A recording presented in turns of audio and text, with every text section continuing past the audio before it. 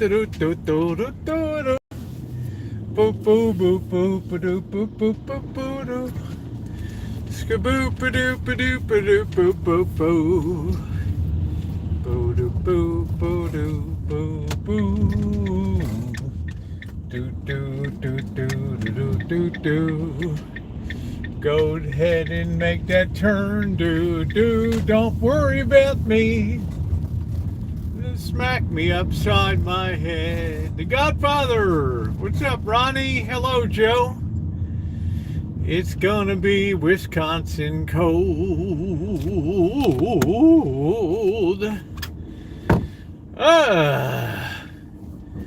I need a coffee, man. It's not bad. It's 58 degrees right now, but it's gonna be cold. I'm just saying. Hey, Margie, how are you, honey? How you doing tonight? We're gonna cook some steak tonight. We're gonna drink some beer. Yeah, it's gonna. I got a. Just came over my phone. I thought, well, that's a nice, appropriate title for tonight's stream, right? Okay, there's my makeup session. Please don't talk about Wisconsin. What's up, Amanda? How you doing? Please hit that thumbs up, guys. Hey, Joni, how are you tonight? Please don't talk about me till I'm gone. Ooh, ooh, ooh, ooh, ooh, doo, doo, doo. We're on the road. Hey, Caroline. How are you?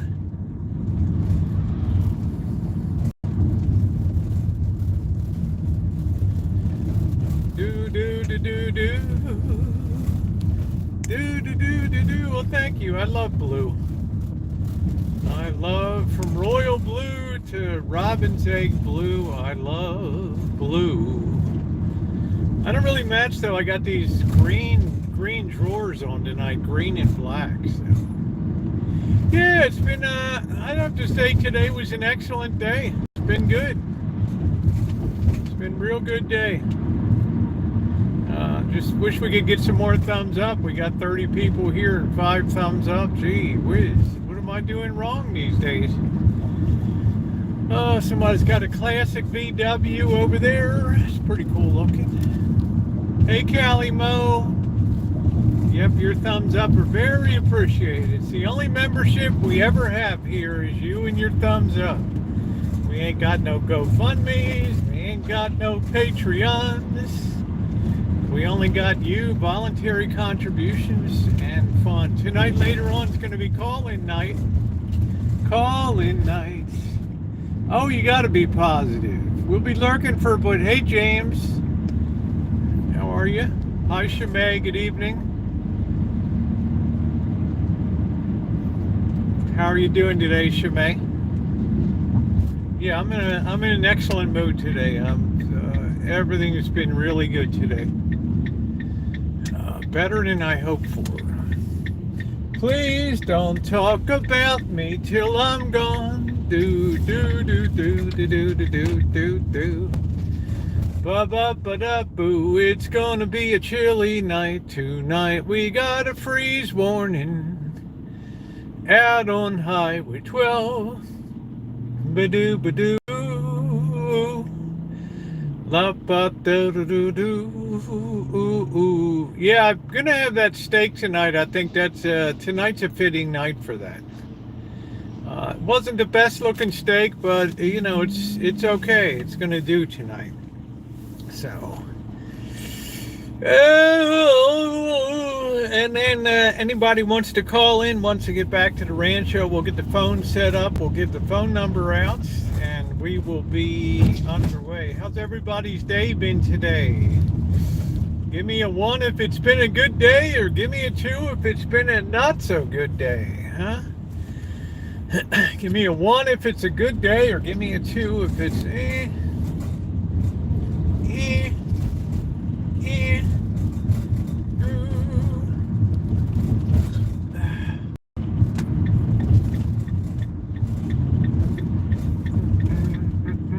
Shemay says it's been a good day.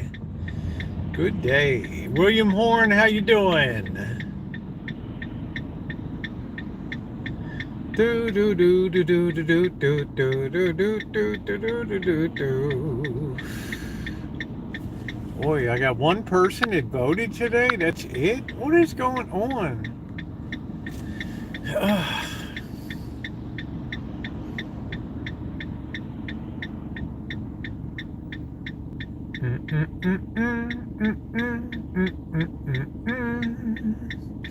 Do do do do do do do do do do.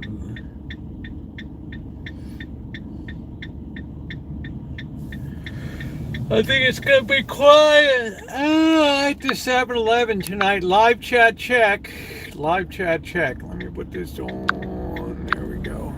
Ooh, so far so good. Most people. Bill. Do do do do do do do do do do.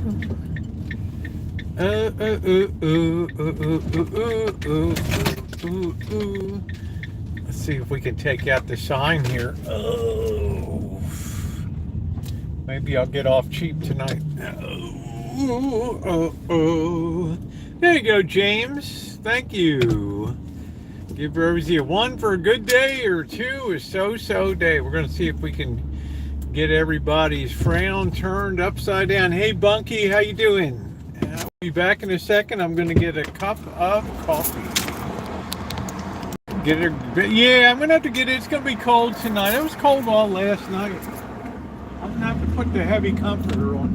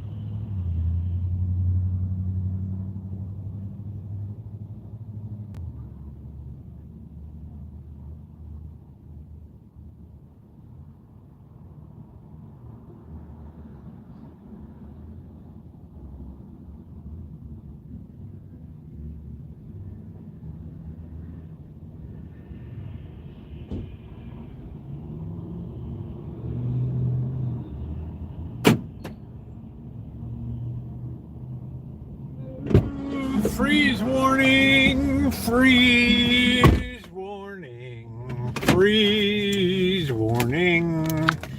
All right, let's see what's going on tonight. Anybody news? Having Lounge is expensive for gas. Yeah, I don't usually buy gas here. Hey, Naomi, how you doing? Yeah, Saturday nights are pretty quiet at the, which is a nice thing. I mean, there's some people over on the other side. Hey, Red Robbies, how are you? Good to see you tonight. And thank you again for your wonderful support. It's very appreciated. Hey, Noreen.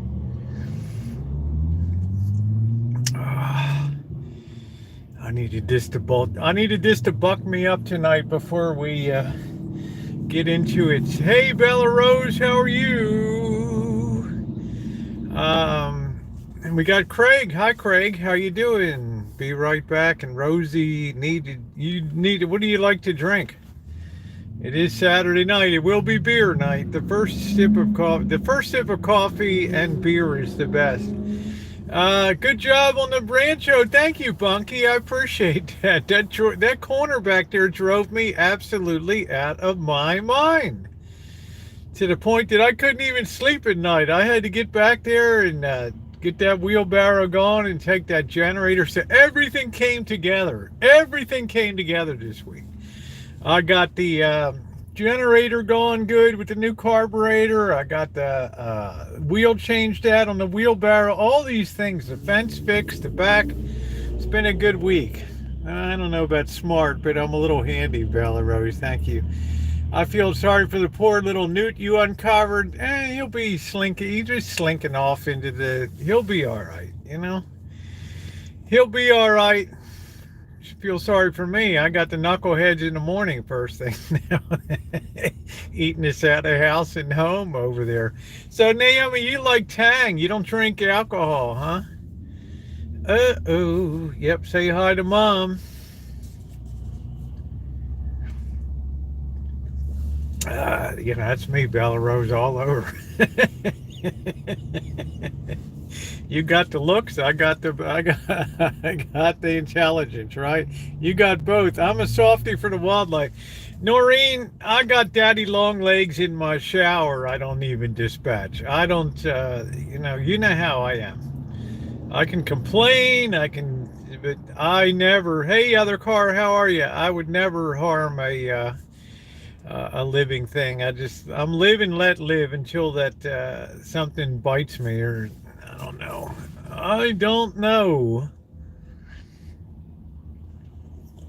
So you never know. I don't kill any bugs either, even palmetto bugs. Yeah, they're in the Carolinas. I don't know. There may be with the wrong. I know who you're with. Brad's great work video. Oh, thank you, other car. It's been a good week of accomplishment. So come Saturday, come Friday night. Last night I was tired, guys. I'm not going to kid you. I was feeling ragged out. I think a lot of you could tell last night I was just barely hanging on. A couple of 2 days together. Rosie ain't no spring chicken. But have a good sense of accomplishment, and tonight get a little rewarded with a little bit of steak this evening. I don't know, I would probably do chicken for Bobby. I'm going to invite Bobby over tomorrow for some chicken. I got to remember to do that early, but I don't think that's going to work out because Bobby's going to want to watch the football game tomorrow. So I'm not even going to put that pressure on him. Hey David, how are you? I'm doing super dank good. I'm doing good. So I'm not going to let Bobby enjoy the game. Just stop by. Good, I appreciate it. Hit that thumbs up button if you're coming in. We're closing in on 100 people and we only got 24 thumbs up. I am failing big time over here.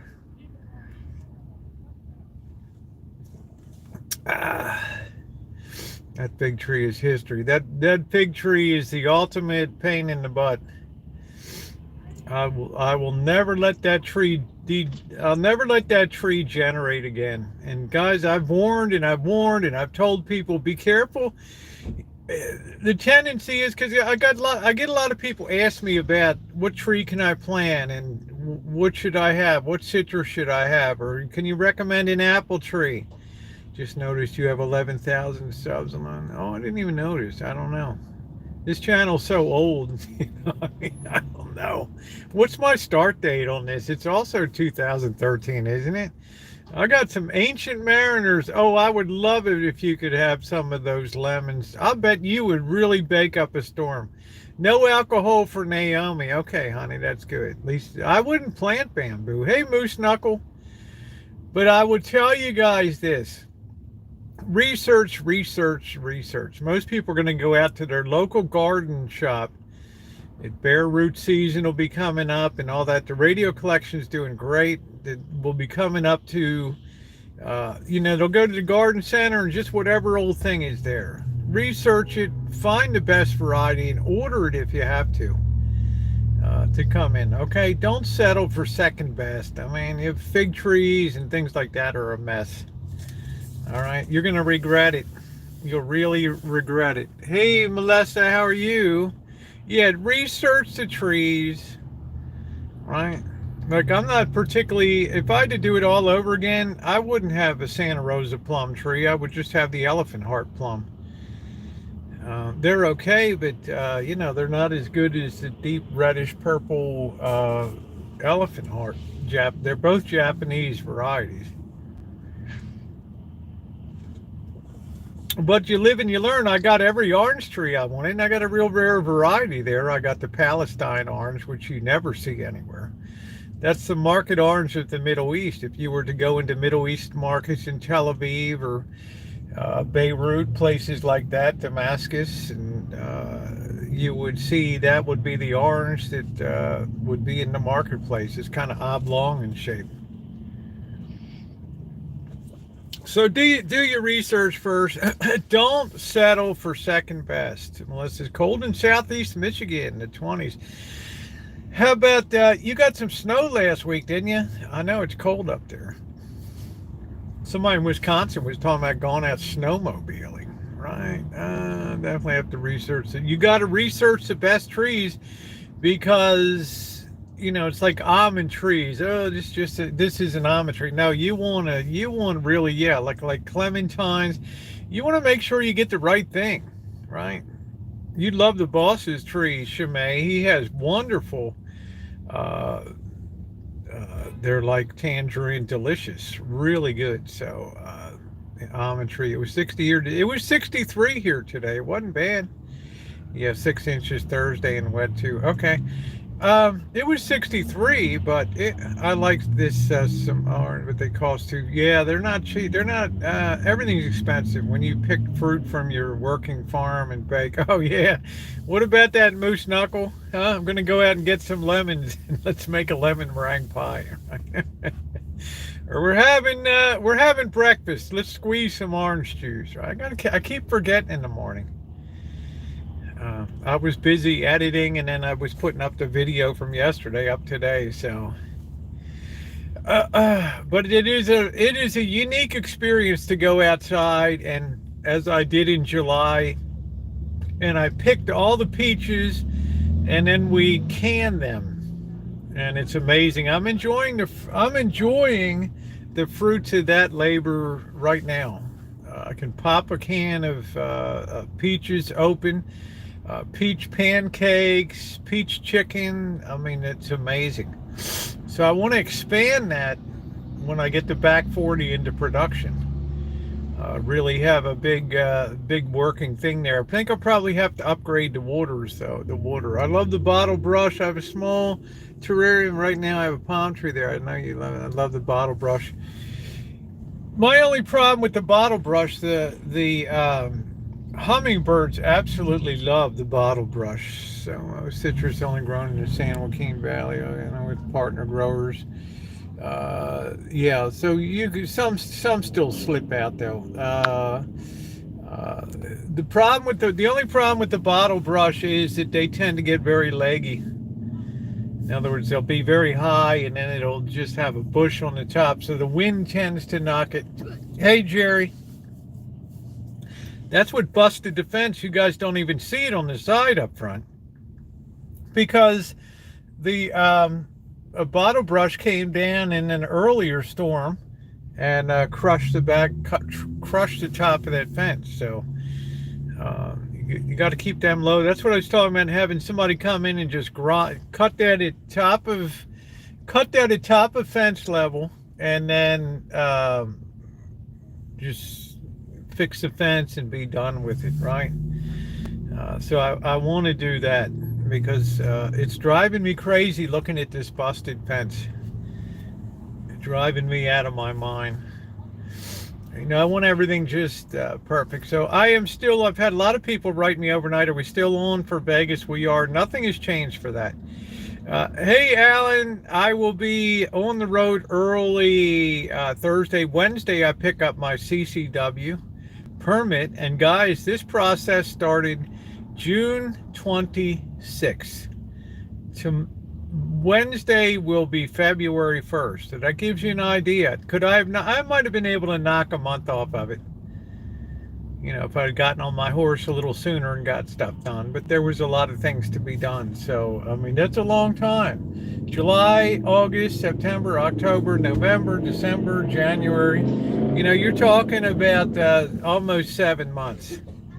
Yeah, thank you, Jerry. The fence turned out pretty good. I think the thing that makes it nice is it just reuses the existing material. Which I've told you all before, the old growth redwood, you never want to get rid of that stuff. That's what the ranchos built. Don't think of redwood as those round picnic tables and things like that. That's new, soft redwood. That old growth stuff that the rancho is built from is like a rock. Big difference. Okay, big difference. So people are very careful here. If they sell old growth redwood, people pay a real premium for that stuff because the stuff is the new stuff is just, it rots out pretty quick. Yeah, bugs hate it, but it rots out pretty fast. So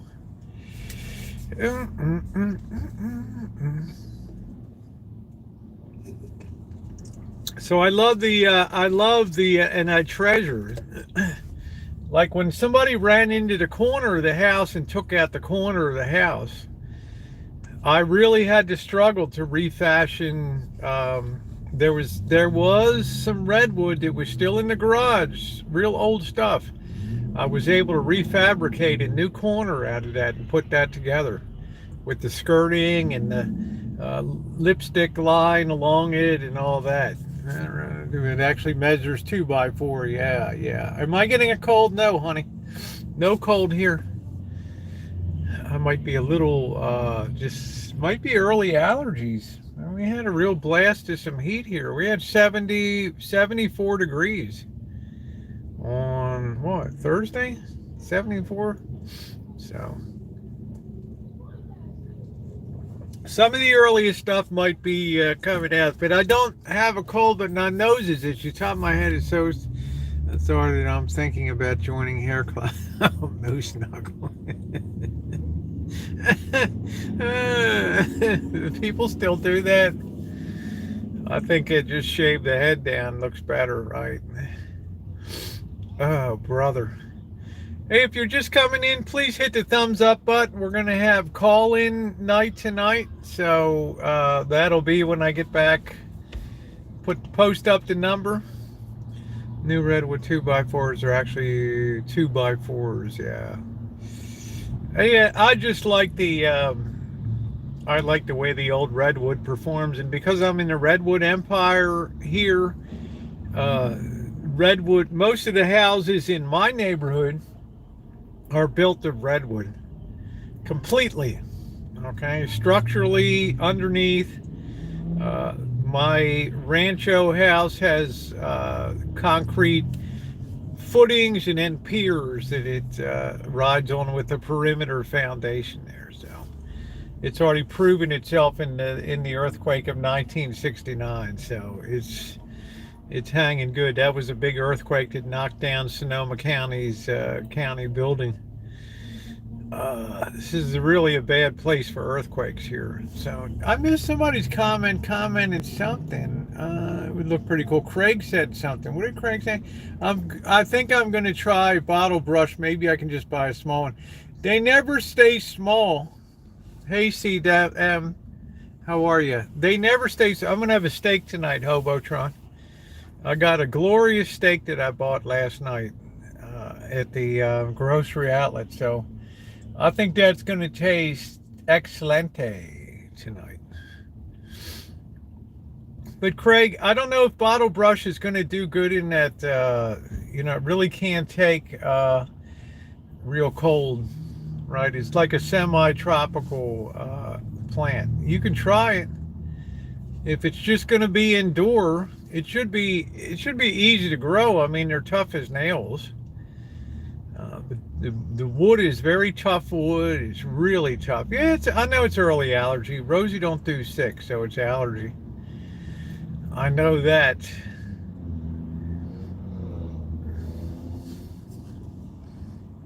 But I like it because when the bottle brush is in bloom, it's amazing looking, and all that you have is these just full of hummingbirds there. Oh, you love the cooking? Thank you. Tonight's going to be simple.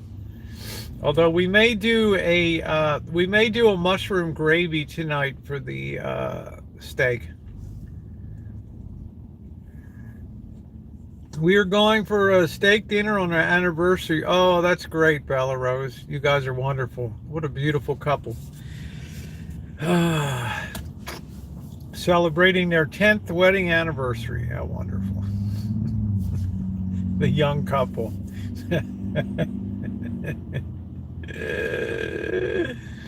The beautiful Bella Rose, the undisputed queen of the greater Buffalo area up there. How did you like that storm you got? Jeez. Where did your super cooking skills come from? Experience, experience, experience. Practice, practice, practice. I'm going to tell you guys, when I first moved to the rancho, and you can see the videos from 2013, I have no kitchen cabinets. I have a box sitting there with that the dishwasher's in. I'm using that to sit my microwave on, and I got a stove, and that was it. All right, and that's all I would cook every night was ramen noodle. That was it. Ask Nicole. Ask Nicole. She was there day one. She used to say, "My God, is that all you can do is ramen noodle?" Yeah, that was about it. Right, and then little by little, I started getting the baking bug, and now we're moving more onto entrees. But cooking is a very intuitive thing. You want to see me make a meatloaf? Yeah, I got a hell of a meatloaf recipe. I think I'm going to take your advice on the bottle brush and get something simple, colorful. I can't even tell you what to get, Craig, to tell you the truth. Right? I couldn't even begin to tell you for Long Island what would do well. See, I have a big book called Western Garden that covers the Western U.S. Hey, Recline, how you doing? The wife and I are going on 50 years. Wow, Moose Knuckle, that's awesome. Congratulations to you. That's quite a testament. And as I recall, Moose Knuckle, I think you're a vet too, aren't you? No maintenance, don't get a butterfly bush thing. I don't know. I know nothing about it. So, I just know I like the bottle brush. It makes a great divider, but you got to keep that level down. And I never put that time and commitment. I don't even like the Lady Banks roses. Yeah, they bloom profusely, millions of little roses on there, spectacular looking, all the way down the whole fence line. But the problem is, man, those things shoot out, it gets crazy, crazy, crazy, crazy. You guys see me out there. I got to go out there 3 times a season and knock that stuff back. Okay. So everything, it's a beautiful privacy fence. It looks great and people appreciate it. I didn't just slam a chain link fence in their face. I planted 28 Lady Banks roses up and down that length of a football field, and 3/4 in the back there. Put all the irrigation lines and all that stuff back there. So just give people a little better visual than another chain link fence in the hood, How you doing, Angus Kisses? Nice to see you. We're the hippie couple. Oh, okay, Moose Knuckle. That's cool. That's cool. Always cold and snow this time of year in Buffalo. But Bella Rose, that was a heck of a storm you guys had, though. I mean, that was like, wow. Luckily, it dissipated. I didn't hear too many in the way of after effects and all that. Ah.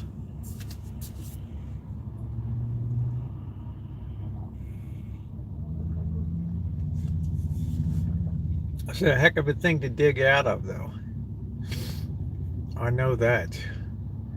Let's make sure we're charging. We look good here. We look good. But bottle brush they're great for California because they can do really well with no water for months and months and months and months. Do really well in that. I'm thinking of putting another apple tree in the back. I don't think that Gravenstein's going to be hanging on much longer back there. It's one day that baby's just going to be on the ground, chink, and that'll be the end of it. And I will save that applewood. When we get by the lake, we got another city got hit hard. Boy, it's that close, huh, Bella Rose? Wow. Boy, that's amazing. Well, it still kicks off great apples. I mean, wow. I just want to give it every chance. Were you in Santa Rosa back in No, I was not, honey. In 89, I was in Baltimore, Maryland. Cursing my luck. Yeah. Trying to think of a way that I can get out of this. I can get out of the hood, right?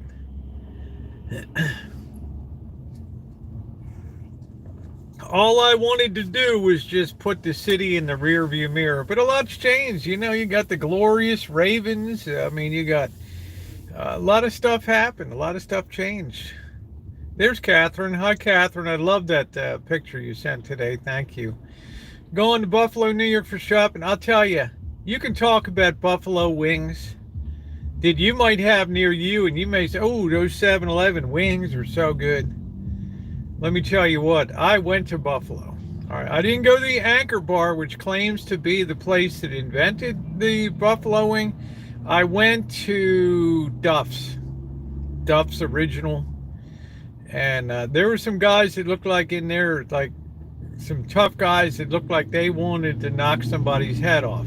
All right. And we sat down and we ordered those wings. And I would have fought 5 of those guys. Those things were so tasty. Duff's. And then you got Jim's Original Hot Dogs. So let me tell you, the food scene in Buffalo is off the chain.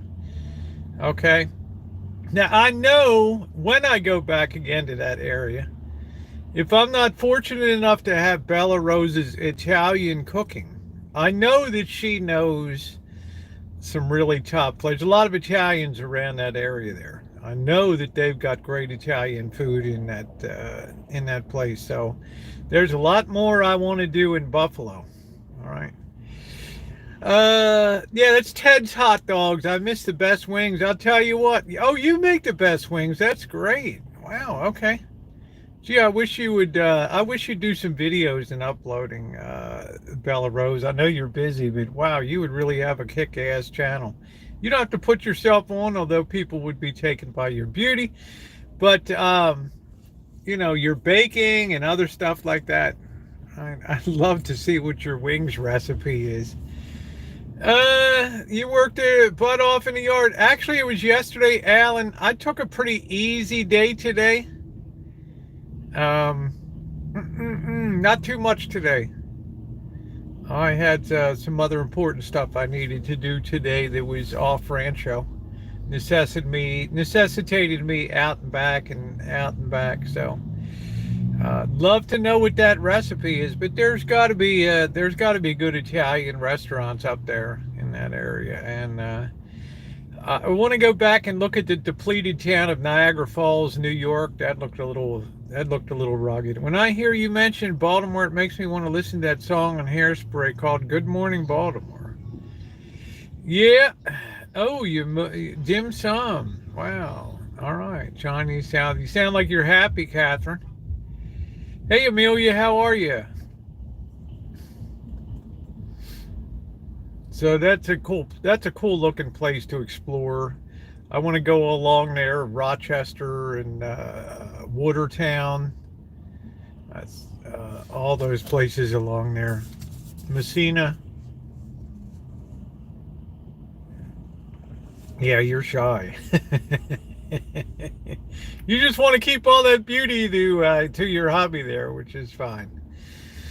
Yeah, we're doing call in later, Amelia. Love to have you call in. I would be honored if you would call in. That would be astounding. As soon as we get back to the rancho, I'm gonna do a little bit of a walk downtown, and then we're going to go back to the rancho and do it up. Yeah, I want to go up to Niagara Falls on the American side and check it out. I want to see what's in the cards there, what's going on. I'd like to see Niagara Falls from the American side. I saw it from the Canadian side, which is spectacular. We actually came into Niagara Falls from Canada, from the Canada side. Yeah, we'll walk around downtown, a little bit of Mandan, check it out on a Saturday night, see who's up to no good. Not long. I have friends that live in Messina. Yeah, I do too. That's really right up on the Canadian. It's right across the St. Lawrence Seaway is Canada. Perfect. The Canadian side is spectacular, right? I mean, they tried to rebuild the American Falls. It still looks cool. I mean, my best video I ever did was the cinematic Niagara Falls. In my opinion, beneath the roaring falls. Guys, if you're just coming in, can we please hit that thumbs up button and really ram that up tonight? There's nothing, I think everybody in the world, people tell me, see the Grand Canyon, I get you. Niagara Falls is another thing that you've got to see. All right, I think that's critical. And we'll see Bella Rose. I think that Mount Rushmore, up in the Black Hills of South Dakota, is another place, right? I think that's ram that thumbs up. Yeah, definitely some cool. It's right up there with just spectacular. You have the Genesee River, and remember the Niagara Falls is just the difference between one Great Lake and another. That's that fall. Above you got, I don't know which one is below, Ontario or I forget, or Erie. But otherwise you'd have to have, like at Lockport where Bella Rose took me and I did a video, it raises the ships up, the boats from one lake to another over there. Hey Kelly, how you doing tonight, honey? I found Lockport was fascinating. I had to drive Bella Rose around in like 100-degree sweaty heat. It's like, she must have looked at her husband like, how in the hell, Brad, did we ever end up in this situation? I'm doing good, Kelly. I'm doing good. And Elvis out there huffing and puffing, right? And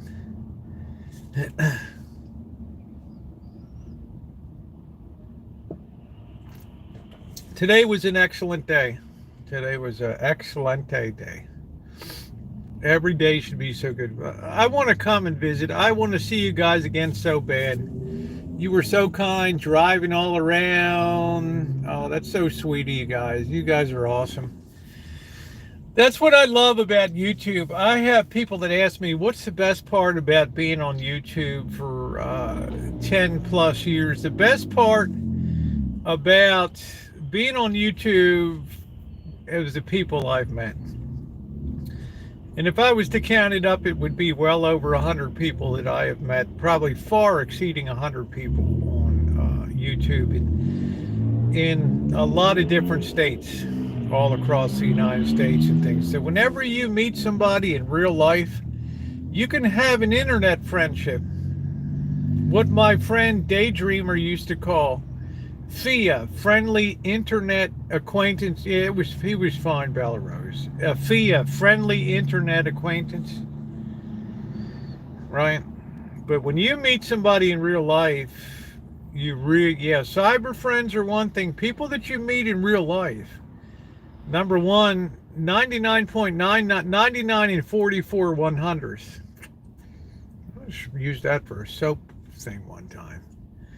99 and 44 100% of them, you look forward to seeing them again. Right? Yeah, I'm your anchor, Bella Rose. The big sister you're glad you never had nothing.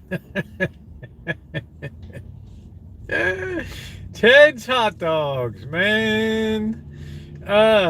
So if you're in Buffalo, do try out the Buffalo wings. Go to Duff's Original, which was amazing. So I'm just missing Bella Rose again. She's going to be in Vegas the weekend, but she'll be back in March again. So we'll try to make that happen. I'm getting drunk tonight too, Terry. Well, I'm not going to get drunk tonight, but I'm gonna blast a few beers down tonight. Snake River Canyon is something to see. Heavier, meaner, and broker. That's it. You know what's beautiful to see? And not a lot of people are ever going to see this. When you go up where I went up 395, US 395, up the east side of California. Right? Drunk Rosie's hilarious, right? Hey, Mr. X, how you doing? There's Mr. X there. You go up the east side of California. Nobody on that highway. Thank you, Alex. Nobody on that highway. And you go to Lone Pine, which was the Western film capital, cowboy film, Western film capital of America. Over 500 movies shot there. And you look up at Mount Whitney there. I put that on a par with looking at Niagara Falls. Yeah, but I'm going to see you in March, Bella Rose. Just communicate with me. I'd be so glad. I'd love you to meet Mr. Z, Monkey Boy, if he's around down there. No cameras or anything, just a good time. You know, I think that would be awesome because you're shy. Like I like my privacy, Rosie. I ain't like you hanging out in three directions. Oh, learn to love it. Good evening, Raquel. The back corner of the ranch here looks really good. I'm so glad to have gotten that cleaned out. Yeah, Mr. Z is awesome. I am so happy to have gotten that cleaned out. You will never know what a burden that was on my back there.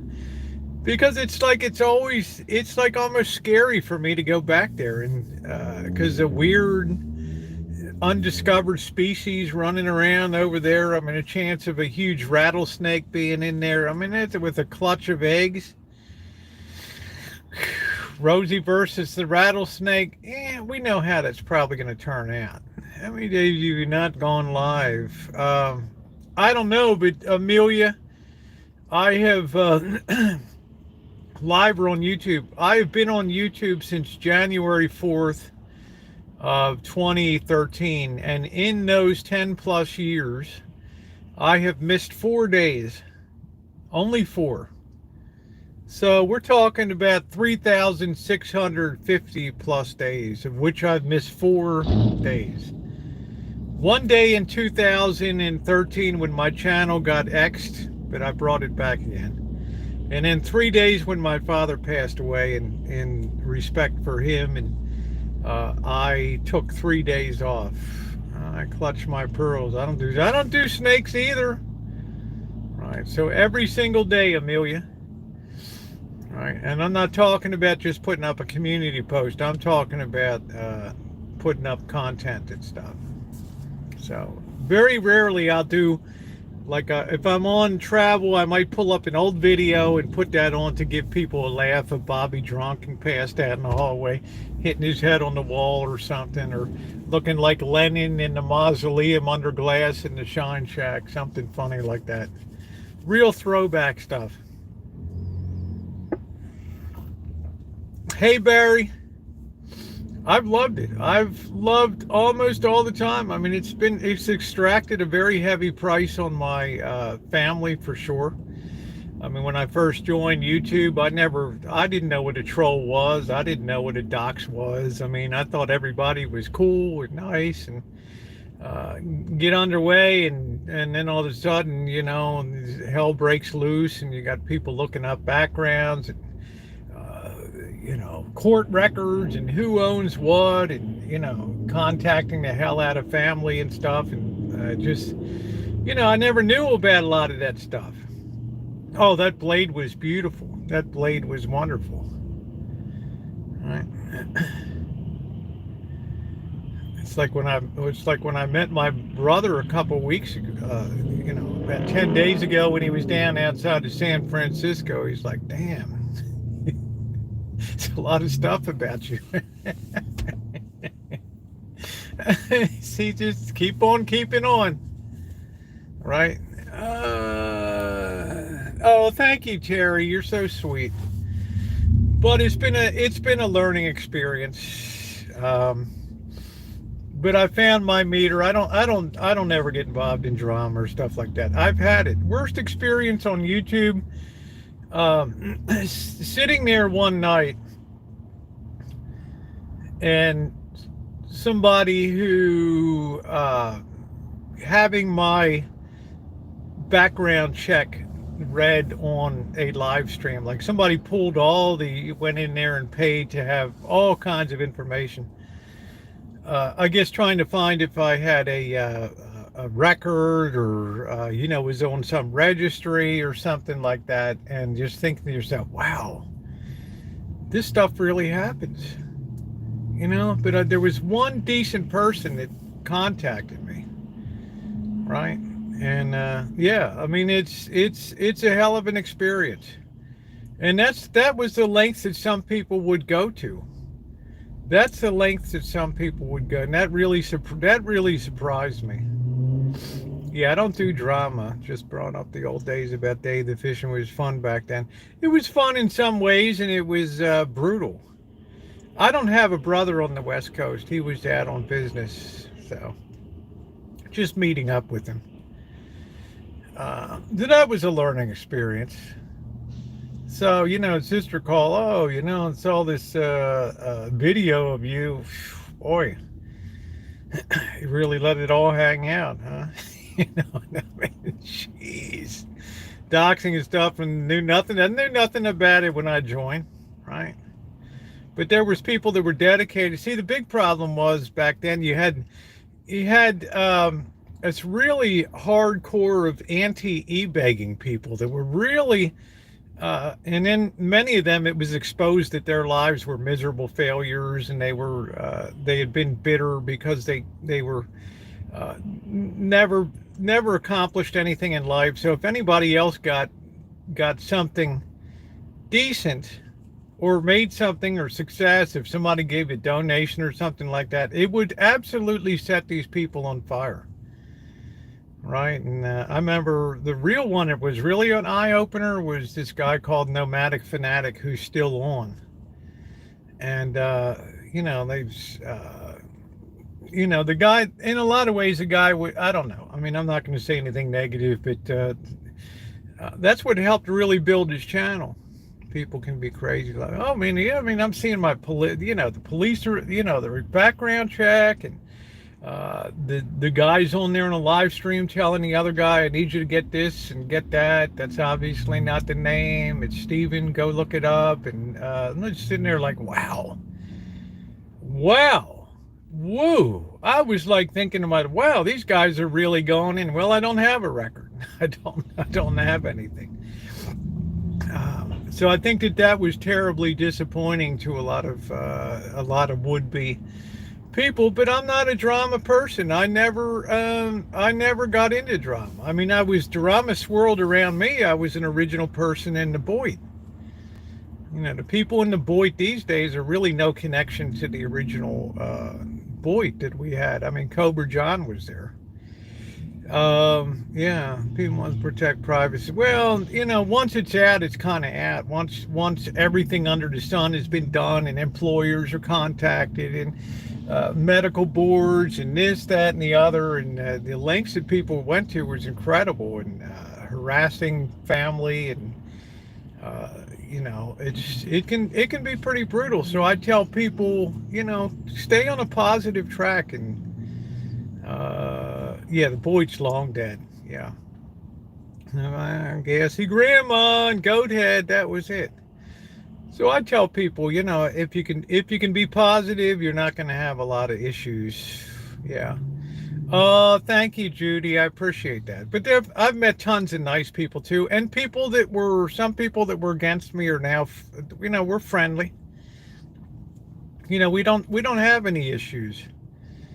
That's the thing. It's almost like if you get vaccinated, if it's like if you can survive chicken pox or something, you make it through the other side. Well, you're kind of vaccinated.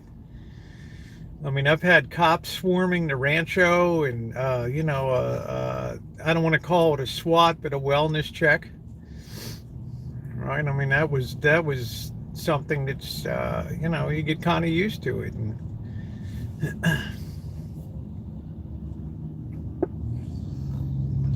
yeah, everybody had a difference. We had some people that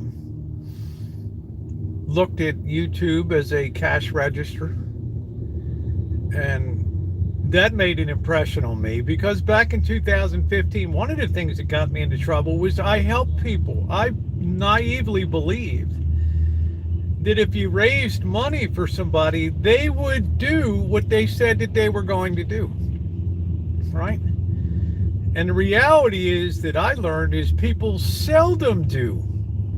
People seldom do what they say they're going to do on YouTube.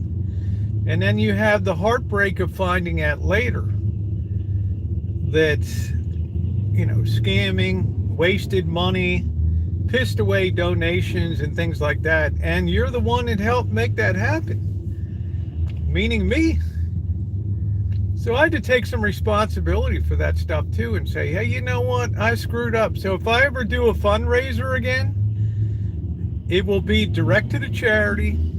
I will never handle money. And I saw other people fall like dominoes. Bing, bing, bing, bing, bing. That had money come to them. Right? They send me the money and I'll donate it. Oh, hell no. Oh, hell no. Hey, Nino. I don't know. I don't think my PayPal.me/Rosie O'Kelly. Thank you, my other car. I don't think I put the night button and found Rose and so happy this year. Oh, well, thank you, Bella Rose. You've been a blessing in my life. Mud risk a lot for us to have great channels. So it was I wasn't used to people not doing what they said that they were going to do. And then gradually YouTube turned into a place where people with more and more mental challenges came onto the platform that don't have anything to do all day, and it's free. So they and then it becomes a place where they vent out their own issues, and it really gets brutal. Right? The change that's occurred has been astounding. Hey, James.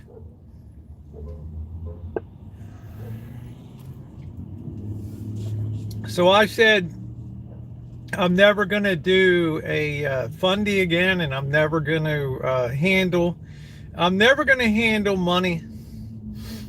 So when we did our fundy for the Redwood Gospel, it went direct to YouTube to them and not to me. The direct donation link for charitable thing. Never, ever, the coffee's good. Never, ever touch money for a common thing. Creator said she had 7 for food last 2 weeks. I sent her and she bought a new Mic Live. What is that? That's what I'm saying. You got to be very careful about things. The best thing that you can do is support because you enjoy the entertainment. and then do the local charity in your particular area. That's the best thing that you can do, because you know the way that that's going to be spent. All right. In other words, if you enjoy content, it's great to be supported. Nobody can say a negative thing about it. They can't say, oh, you just get money because you eBay. No, you make content. You're a content creator. Taking time to travel, taking time to edit, put things together, and edit it, put it up on YouTube for people's enjoyment. That's a great thing. You pay money for Netflix, right? It's not a bad thing to support people that are giving you enjoyment. But for fundraising, and Amelia, let me tell you, honey, I've been on the receiving end of your generosity, right? And you're a very giving person, and you see what happens. Hey, CSM, give because you enjoy the content. All right? Don't give because you have no assurance, charity-wise, how anything will ever turn out. Do it locally. Do it locally. Buy some goods and take them to a food bank. Something like that. Hey, Rio. You know, we had this girl that unfortunately ended her own life recently. And, you know, a GoFundMe was started by her husband, but now, naturally, some people have to wonder, is it on the up and up? Yeah, thank you, Bella Rose. Because, you know, and then you get to second guessing and stuff. You know, I've had people that I busted out that claim they give $1,000 donation to breastcancer.org, which I knew it wasn't true. And I looked at the supposed proof of it, and I could tell that the donation letter was altered. So I ended up donating $1,000 of my own money so I would get my own letter. And, you know, I mean, I've seen so much scamming. Another guy said he was going to collect all this money and turn it over to St. Jude, and didn't. Right. And, right. It's a very, very, YouTube and Go Real Life is crazy worse than I can say. Well, they're not used to it. You know, they're not used to, you know, the realities of when you've been around a long time and everybody in your circle, family, friends, and everybody's been put under the Caterpillar tractor steamroller about 10 times. Then you learn something. Then you learn something. And I've learned a lot, and I learned my lessons well, and I stayed the hell out of fundies unless they were direct things, and we want to have one this year for sure. But it's never going to be anything that I'm going to touch or put my mitts on. So donate because you like content. That's it. Oh, I know you're a sweetheart, Bella Rose. I know, honey. You're generous to a fault with your time and everything. My other car, wow, $49.99. Thank you very much. How kind of you. Thank you. I think the cats are doing pretty good. I wake up in the morning and they're there. Thank you, my other car. Thank you. That's going to really, that's going to get me most of the way back from Vegas. Thank you. Shemay got me down the road. Okay. Thank you, my other car. Your generosity is amazing. Thank you. So, 10 years, I'm still here. There was people when I got terminated in 2000. There were people that put up videos cheering. Na na na na na na na na. But they never expected that the channel would rise again, and the channel would be stripped out of everything, right? And I put this channel, removing 6,000 videos, basically killed this channel for 2 years. killed the algorithm, put it right down to the bottom of the heap. Oh, you got your new vehicle. Nice. Nice. But that's what you have to do.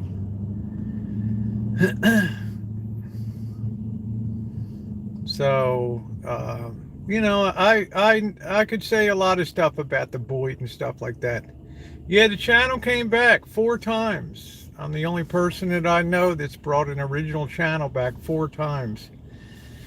Would I be able to do it a 5th time? Not anymore these days. Not with the current environment of the lunacy that's out there.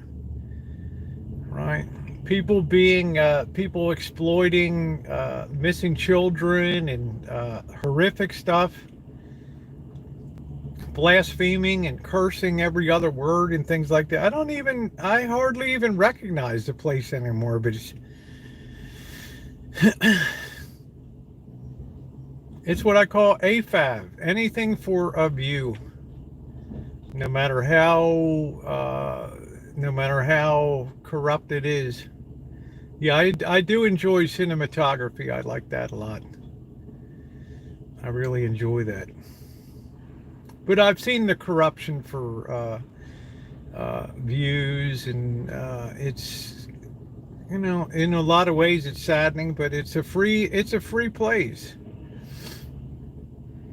It's you choose to do what you want in life, and then one day maybe there's consequences, maybe there's not. Who knows? I don't know. It's filling out paperwork to mail back in. Da-da-doo-doo. Oh, well, thank you, Moose Knuckle. But you better learn your lessons down here. You better fly right too. Oh yeah, I'm not just a talking head. I could never just do that. I got to go places myself, Amelia. And I'm so looking forward. To Vegas. Almost lost another YouTuber, but she reached out for help after being harassed. That's cool. Well, you get a big enough channel and YouTube helps you. Right? I have my own YouTube, help, which I haven't had to use for 2 years. Yeah, thank you, Bella Rose. You're too sweet. I enjoy your beauty.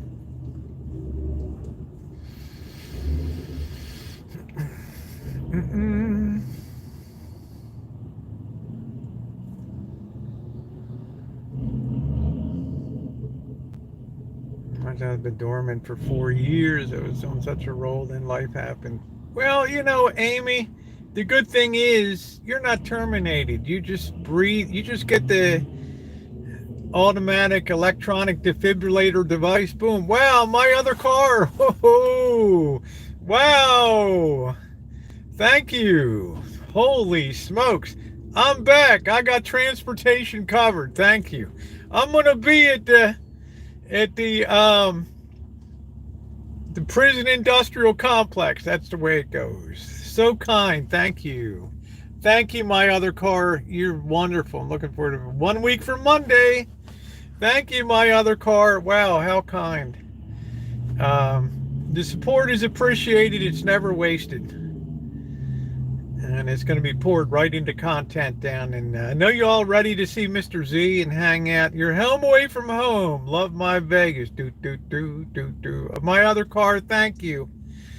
Thank you. Wow. Such a incredible generosity. I've got, people like Shimei and other people, Craig, and people were just Amelia. I mean, the list goes on and on and on, and Amanda, and this. I'm very blessed. If they're not supporting me financially, it's like Nina. They're making beautiful taking their time to make things. Snow from hell in the Midwest. Ooh.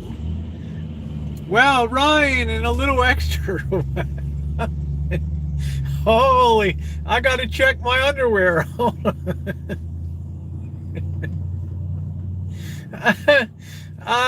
What does it take? They're lighting me up tonight. Thank you, guys. Oh, wow. Thank you. Oh, wow. I'm not used to that. Thank you very much. I know my subs are great. And make sure you check out Amelia's channel too. She does live streams too on the status stuff. Bellagio, here we come. I don't know. Well, thank you, Kat. I don't think you're ever going to see me at the Bellagio, Cobra John, unless we have a dedicated Get Rosie to the Bellagio for 3-night deal, right? The Bellagio. And they would charge me for parking down there, and I'd say, I'm going to park in Treasure Island and walk over. That's 2 blocks away. I don't care. It's 110 degrees. I don't care. I don't pay to park, right? That's it. I'd love to know where Bella Rose not stays. Not many doing streamer house anymore. One good thing is YouTube's 24/7. I wanted to do a... Oh, that's good, Bella Rose. It's fine, honey. I want to do a streaming house sometime. Yeah, I'd love to stay. I don't know if I think I'd maybe the Wynn just one time in my life. Just to stay three days at the Wynn would just be astounding. But it's not that important. 99, no, it won't pay for the parking. Yeah, that's right. It'd be kind of kooky down there, wouldn't it, Cobra John?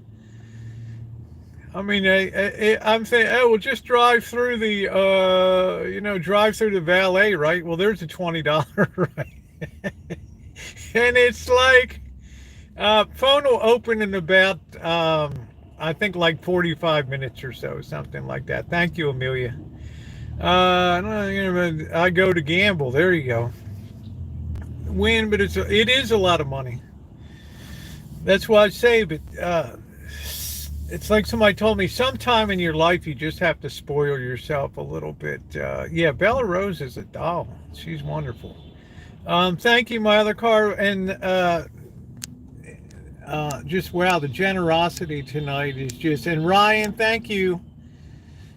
We travel around. We have friends. Oh, that's cool. That's cool. Cass, I don't want your money, honey. You're here. You comment on virtually every single video I put up. I mean, I put up a community post and you comment on it. I put up a YouTube short and you comment on it. It's like Shimei. Every single thing that I put up. Comment, thumbs up, way to go. Right? How do I put a price on that? You can't put a price on that. Right? I mean, that's, Cass, that means a lot to me. Right? Is all wow, that's kind of cool. Yes, you do a good job, Cass. I mean, that channel is dead and the channel is starting to really grow again, and it's been great. You should be comped. Should be comped. But be kind to others. I think that's the key too. She may raise. Yeah, well, you know what? There's not a day that goes by that I'm not grateful for Shimei and her financial support, but also the Jodys, the Cheryls. People love the way we bust each other's chops back and forth. The Jens, the Scottish Sarens, the Missies. You know, the people that are here day in and day out. They could be doing anything. Shimei's got to prepare for service tomorrow. Right? She still takes the time to be here and all that. So I am very thankful. Any tips to getting to the 4,000 or setup tips? Amy, here's the best thing that I can suggest is, don't do what I did. Okay. I had a video called last month or so. It was called If I Was Starting a YouTube Channel Today, which I think that you can still succeed greatly. I came in and I like to do a lot of different stuff. I like to work on the rancho. I like to do electrical repair work. I like to do metal detecting, restaurant reviews. right? I'm always baking. There's so many different interests I have that, YouTube doesn't know how to promote a variety channel. Is it a how-to? Is it people in vlogs? Is it entertainment? Is it education? Pick a niche. Pick the one thing that number one, that really defines you as a person. And number two, pursue that relentlessly. I've seen people, we've had Kiwana's Kitchen here. She blasted up over 100,000 subs, cooking channel. We got people that have done, guy just has a dedicated vaping channel, right? Jay Hayes, 250, whatever, okay? And just pursue that. Get that niche and do it up. Because being a variety channel really held me back, and I hate to say it, but the cross of being transgendered is you see a person like this guy Ryan, who came in and he said, what did I stumble into? And you have some people, when they stumble across your channel, unfortunately the first instinct is to leave a very negative comment, right? Or to preach to you or tell you that you're going to end up in the eternal flames and this, that, and the other thing. Now, they don't know you as a person. They just make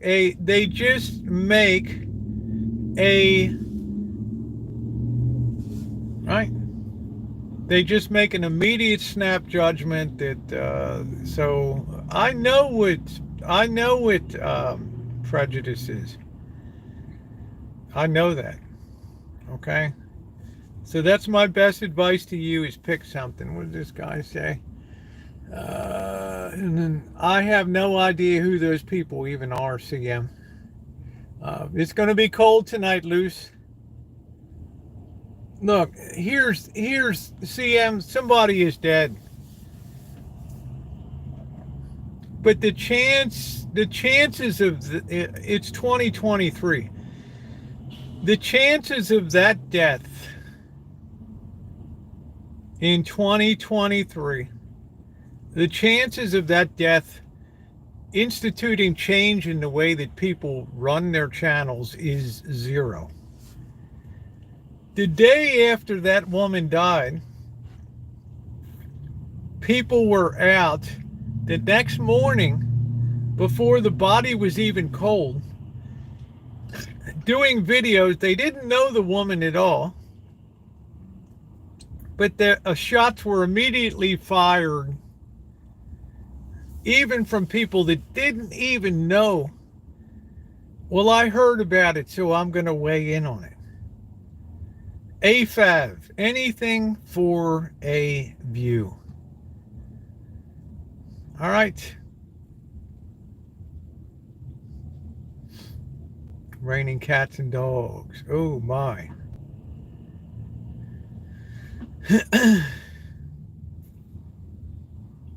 I came on, I did a video, and I thought, I've seen this before. This happened to the girl that had the deflated breast implant back and didn't tell that story. We don't know what people's mental state is here. But there will be no guilty feeling on anybody's part. I can guarantee you there'll be no feeling of, gee, maybe I shouldn't have done that. There'll be the doubling down of, this is a great opportunity to get some views.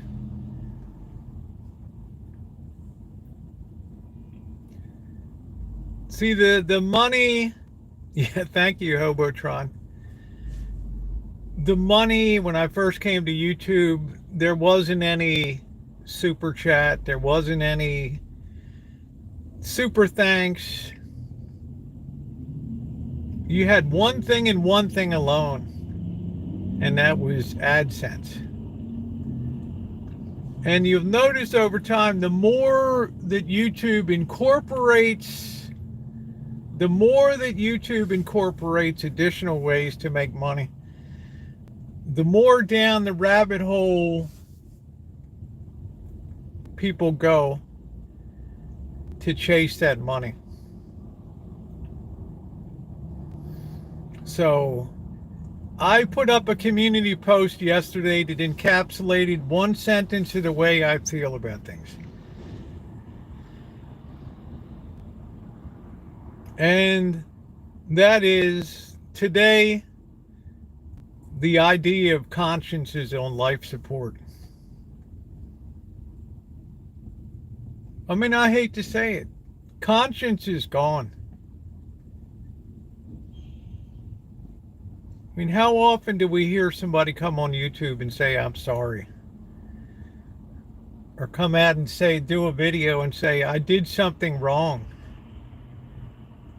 I shouldn't have done that. I should have known when to draw the line and when not to. But I guarantee you, you're not going to hear it on YouTube, because conscience in the world today is on life support. And I told you before, my philosophy is, when people look around and they wonder where is evil in the world, and we don't have a devil. The devil is before you and is taking total control. The devil is the internet and much of social media. People poo-poo that and say, there's no devil. People that say there's no devil, you put a lot on the line. Thank you, Just Me. Thank you, sweetie. As I've said before, in my opinion, the ultimate triumph of evil, the devil, was the belief among people today that the devil does not exist. The biggest and strongest held belief today is the belief that the devil does not exist. There's no such thing. Well, sorry, folks, you can't have one without the other. So I see less and less being used for good and more being used for evil, which generates its own snowball effect that you get more money in your pocket, which causes you to build the snowball more and more, gather more and more snow down the hill, and bigger and bigger till people end up taking their life. And you know what the answer that somebody told me was? Rosie, she shouldn't have been on the internet. She was too weak.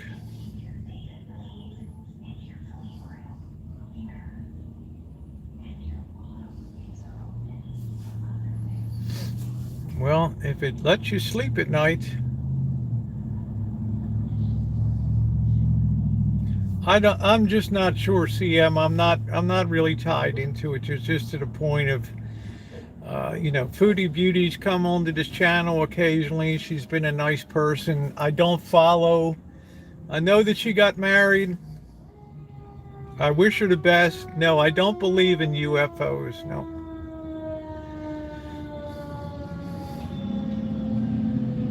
I think that people that believe in UFOs draw some comfort from the fact that, if we're alone, then that's really something to think about in this whole universe, that we're the whole ball of wax. If there's more places, that kind of takes the burden off us that, maybe we're not. Maybe this isn't the whole deal. Well, what if it is?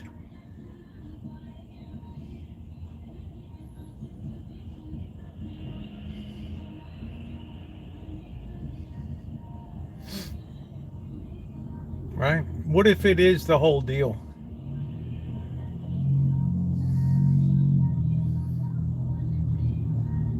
So I've seen this bubble up over 10 years. I clicked around today on a channel, and this one gal I've known for a lot of years, hey Kiwana, she blasted out more blasphemous stuff in 10 seconds that I had to close out the channel. GD, JFC. I mean, I was just like an utter and complete.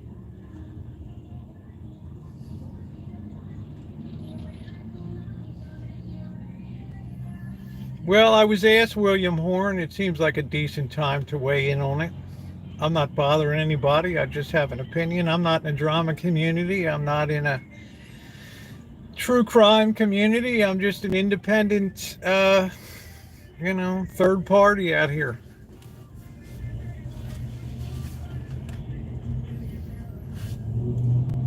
So, how you doing, Kiwana? We're just the ramifications and repercussions of a gal taking her life, left 5 children behind and a husband. How much do I know? Virtually nothing. I'm doing okay. The only reason I'm talking about it is because I was asked about it. What do you think about this, or what do you think about that? I think it's devastating.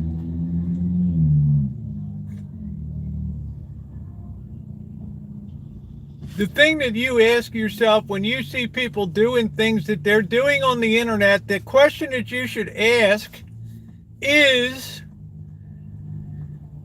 if you were not being financially compensated for what you're doing, in other words, if there was no internet and there was no super chat, there was no Patreon, there was no GoFundMe, there was no super thanks,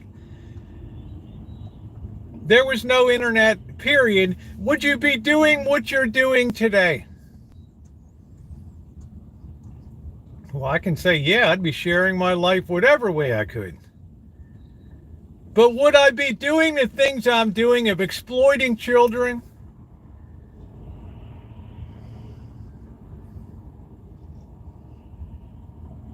Tearing down people for the sake of views, or would you be building up your own life? That's the only question you have to ask yourself is, if the internet didn't exist, would you still have the same passion for missing children?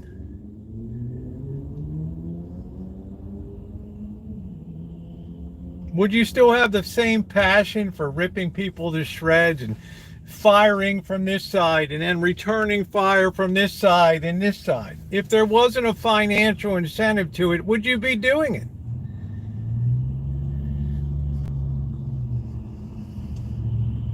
Would you be standing out there in the cold with a sign, with no publicity, nobody to record it, nobody to interview you on TV? Would you really give a fuck?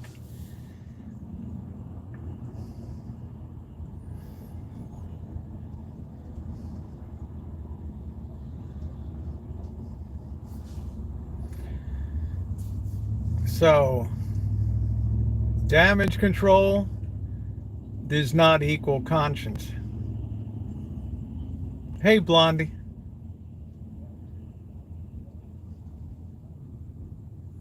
Hey, Renee.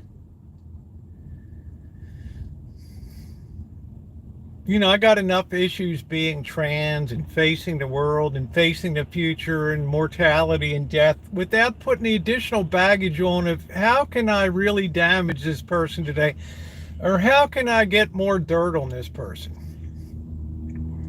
Somebody send me stuff, tweet me out something here.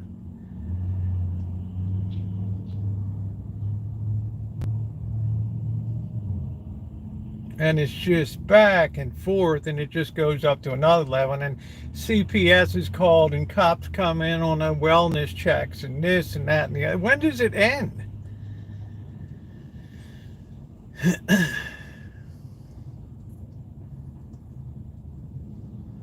Well, CM, I bear some responsibility for that because back in 2017, there was a woman called Mama Bear, and we started to intersect, and Vinny G and I instituted a big part of that merge between the communities, and by and large, it was pretty decent until money once again reared its ugly head. So I have enough issues worrying about my own fuck-ups in life, my own future. I don't need to go around causing more issues.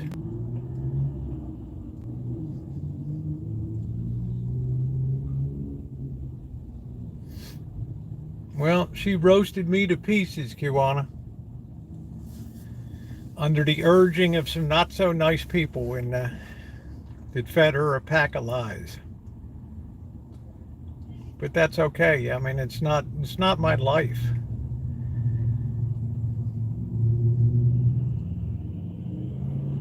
But some gal today in the crime community had a long community post. Why do people do this? Why do people do that? Why do people do this and do that?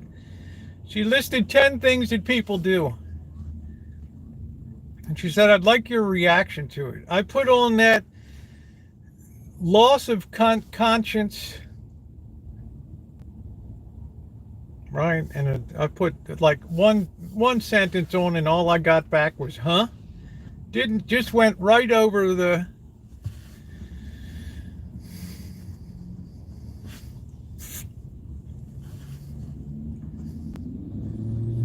I mean, imagine that you lose a child and somebody comes up to your home, a crew, and starts yelling that we know you killed the kid, come clean, turn yourself in.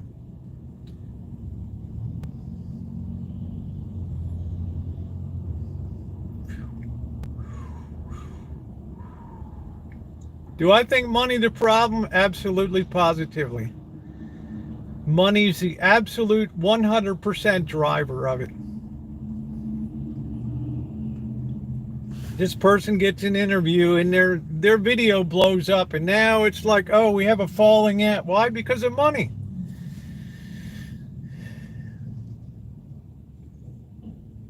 Because of money.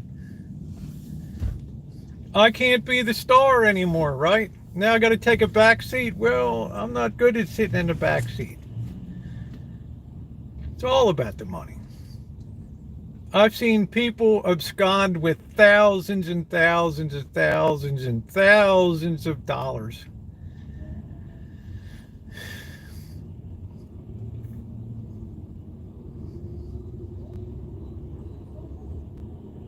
Yeah, it's how, you know, it's a race to the bottom.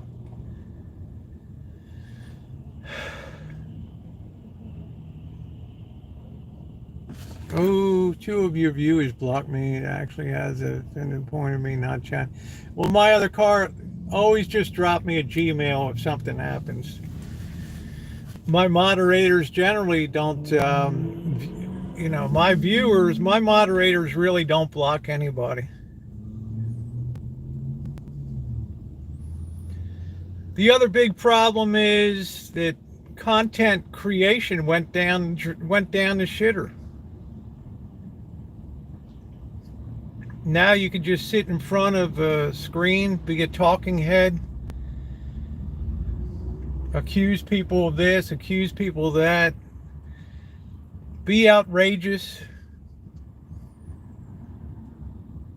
be controversial, and you don't have to put up any content at all. See, when I joined, YouTube was all about broadcast your life, get out there, produce content. But YouTube has sown the seeds of its own problems by shifting the emphasis from content creation to support.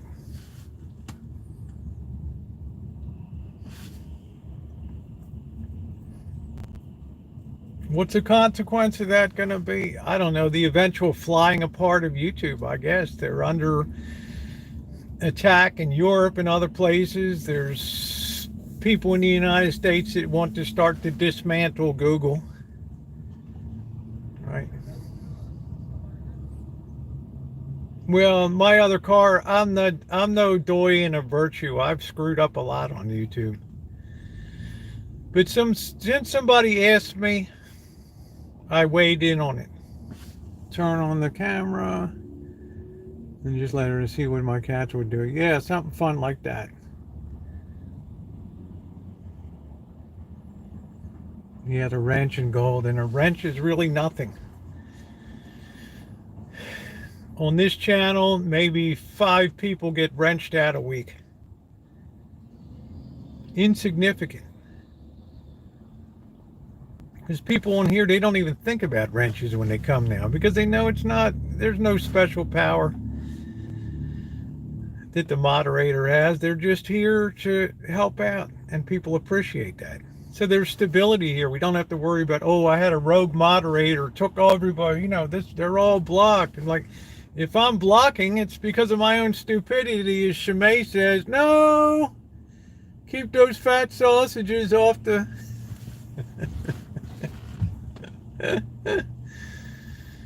So the only thing I would put in your head is that you should ask yourself, would this person be doing this if there was not a monetary gain for it? I'm talking about going out and going real life.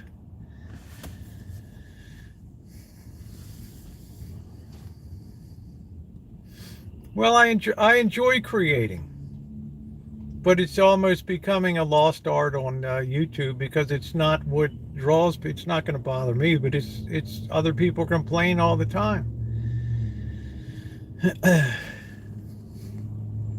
Do it because do it because you enjoy it. Yeah, I'm proud that I've worked. Don't get me wrong. When I travel and people are kind enough to kick in, I'm very happy. Tonight, case in point. But they know that money's not going to be wasted, and they know that money was for creating content. Yeah, a lot of people are very kind on YouTube. They don't stop and think about, is this a good thing or a bad thing? Is it a good thing to get up in families' faces that children are missing and just accusing, breathing down the neck of police as if it does anything to hasten the case along? 10 years on YouTube, Renee. In other words, what does it bring us? Closer to resolution?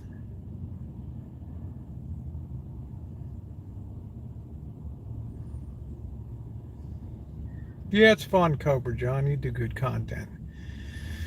Ooh. Well, I was going to go downtown, and Amanda, I hate to disappoint you. This just went a little longer and a little deeper than I thought it would, so I'm apologizing to you. Hey, Patricia. I've enjoyed it. I came on for the fun, and as long as I'm still having fun, well, hell, the people in my life have already paid the heavy toll of my presence here.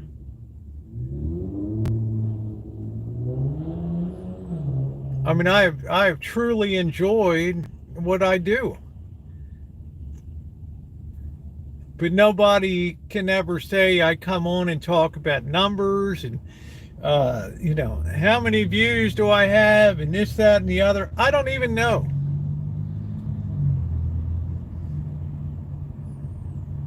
Just get up, have fun, go to sleep, think about what the next project is to share, and move on.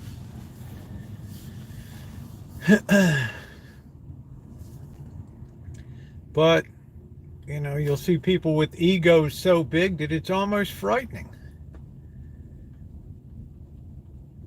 And tire trouble, I think, on a I had people that had my back. Monkey Boy dropped what he was doing to meet me at the at the Busy Bee Tire Shop. I know if I broke down anywhere, people would have my back, but is that something that I should exploit?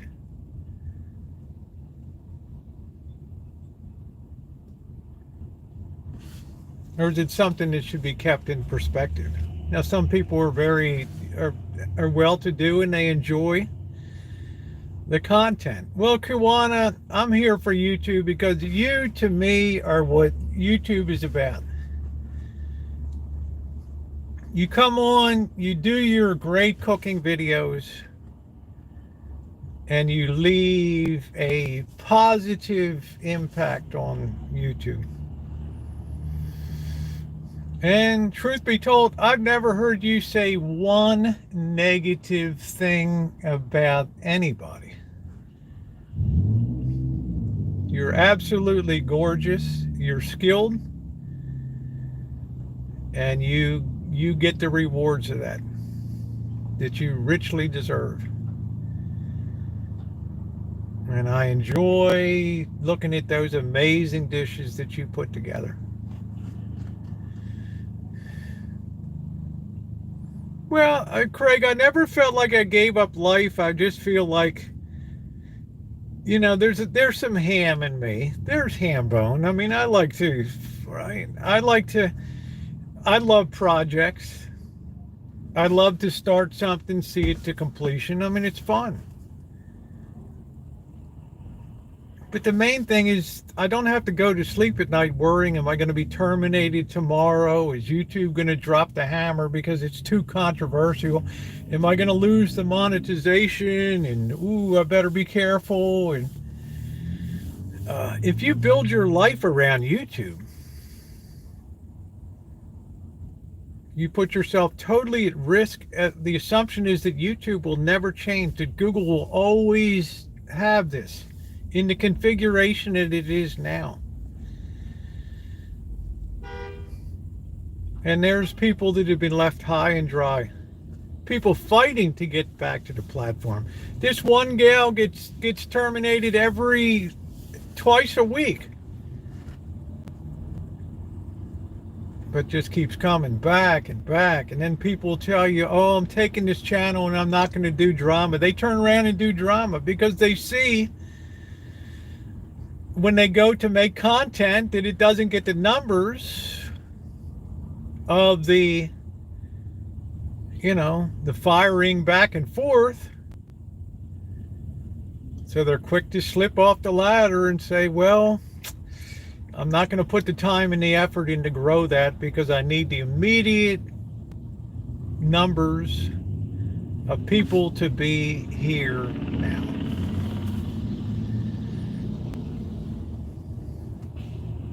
How many people do you know on YouTube? I'm not going to do this anymore. This is not, I'm not doing that. I'm giving up on that. I'm turning away from that.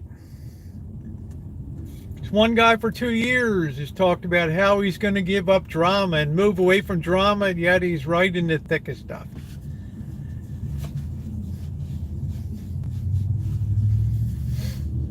Because the rewards aren't there.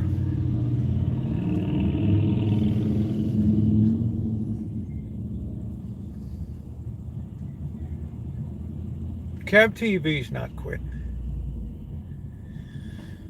Kev TV has over 4,000 subscribers. He ain't going anywhere.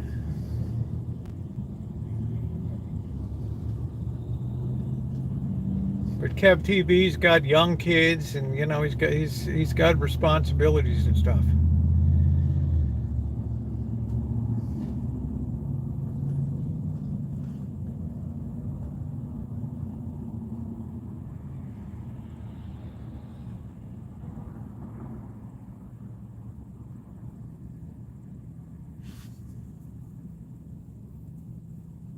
Yeah, he's still on. He was live the other day.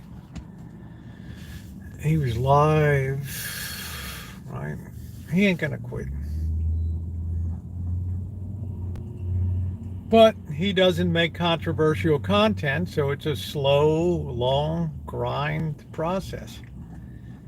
Right? But he's not sitting there crying if, if support doesn't come in. All right, let's go have some call in. Let's get out of here. Oh, let's get a steak cooking. Let's get a call in. And if you haven't hit the thumbs up button, please do so. I only offer that because I was asked tonight. I love blue. Thank you, my other car. I appreciate that. And thank you for everything tonight.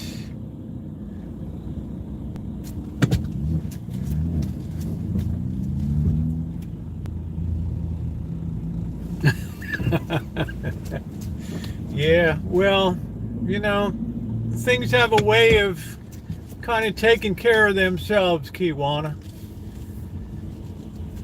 All right. Like I say, people get too big for their britches. They take too many chances.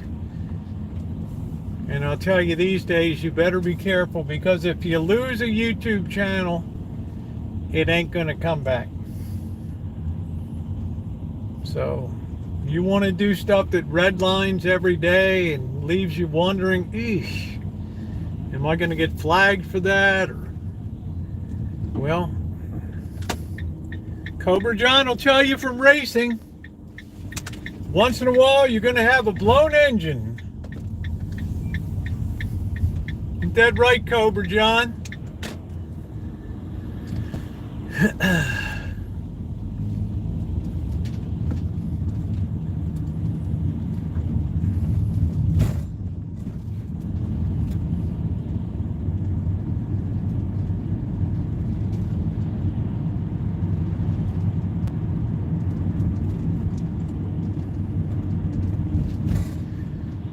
Do do do do do do do do do do.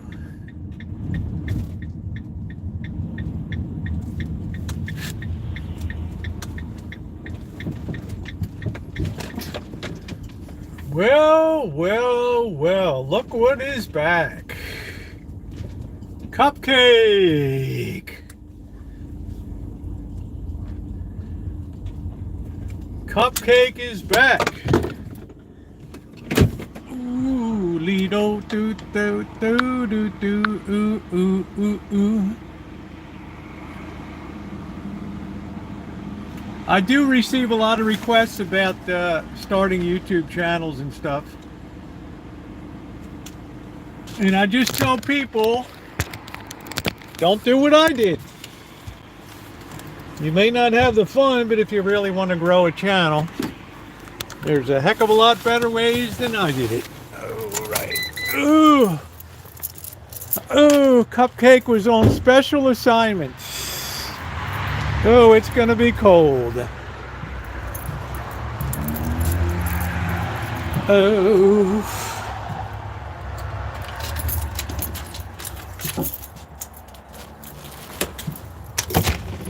Oh, ooh, ooh.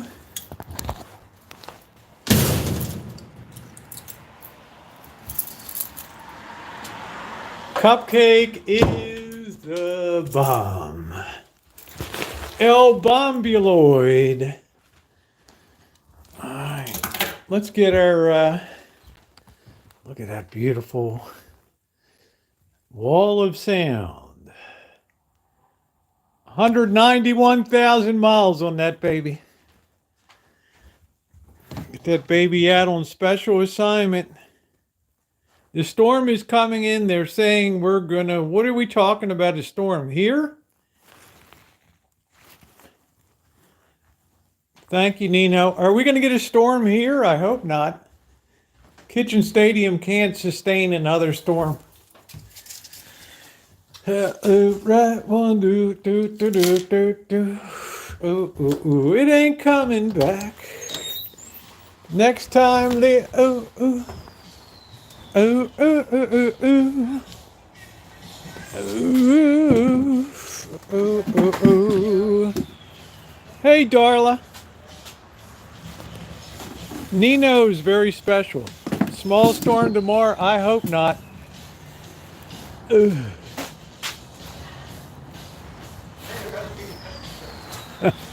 What's up, Bird?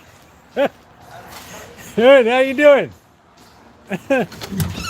One thing I love about Bird is always got a smile on his face. Guy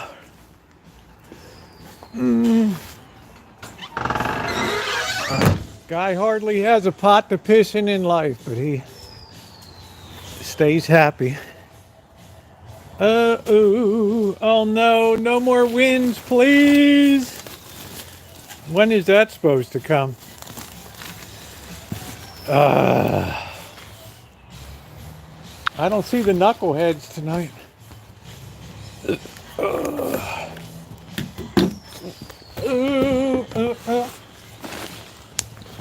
Do.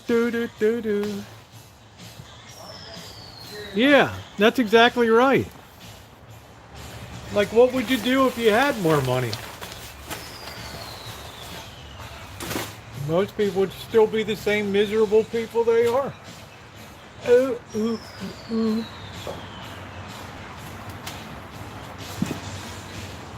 Ooh, ooh, ooh.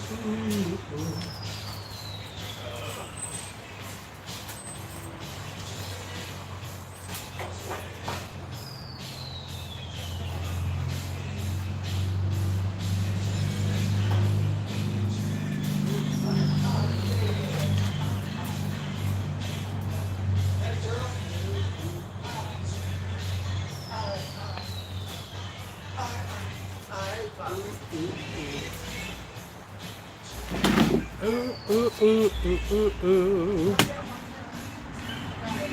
You don't need a lot to make you happy in life. Most people think that money would make them happy, and then they spend their lives understanding it doesn't. Ooh.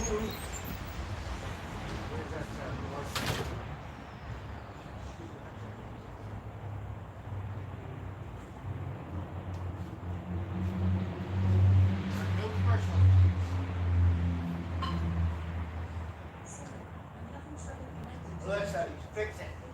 Okay.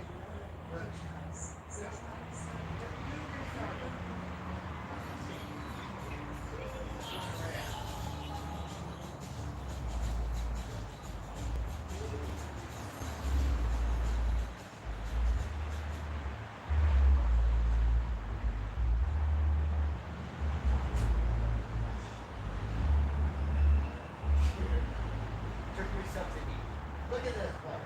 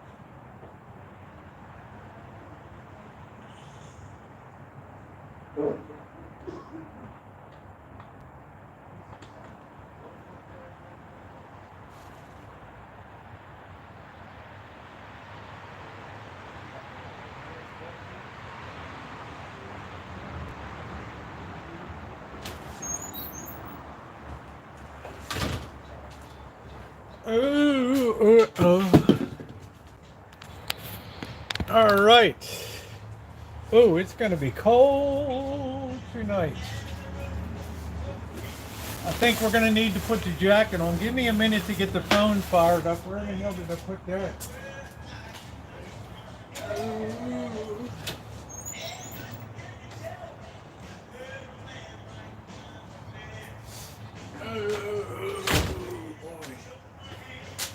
Hey,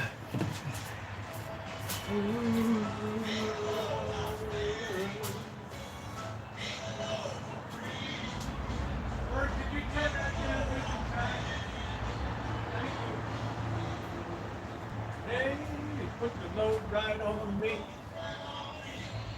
Ooh, ooh, ooh, ooh, ooh, ooh.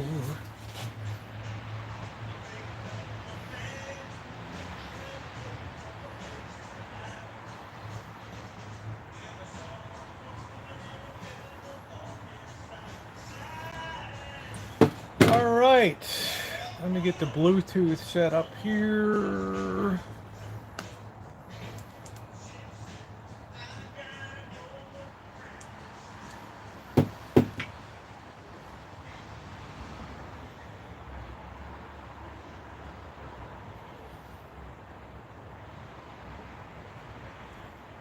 There we go. Connect up, baby.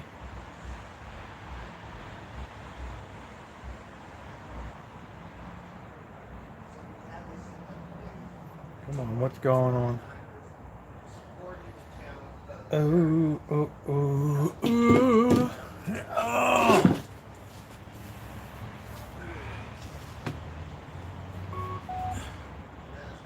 Did we connect? Yeah, we're connected. All right. Let me tell you one little secret, though, about being a content creator as opposed to being a drama person or something like that. If you... Is this on? Yeah, here we go. If you're creating a YouTube channel and you do videos and you do content, over time, your video views will so far exceed anything else that you see out there in the universe. See, there's always this battle of subs or views. Views are what makes your money. Subs is what gives you clout. Okay, what people seem to gravitate to. But I can tell you, in the case of my channel having removed 10 million videos, right now there would be 23 million views on the channel. And there's not one channel in the drama community or any other community that we know of down here that comes even halfway up to that level of total channel views over time. So that should give you comfort. If you want to be a content creator, as people ask me, I always tell them, focus on content. Because over the long haul,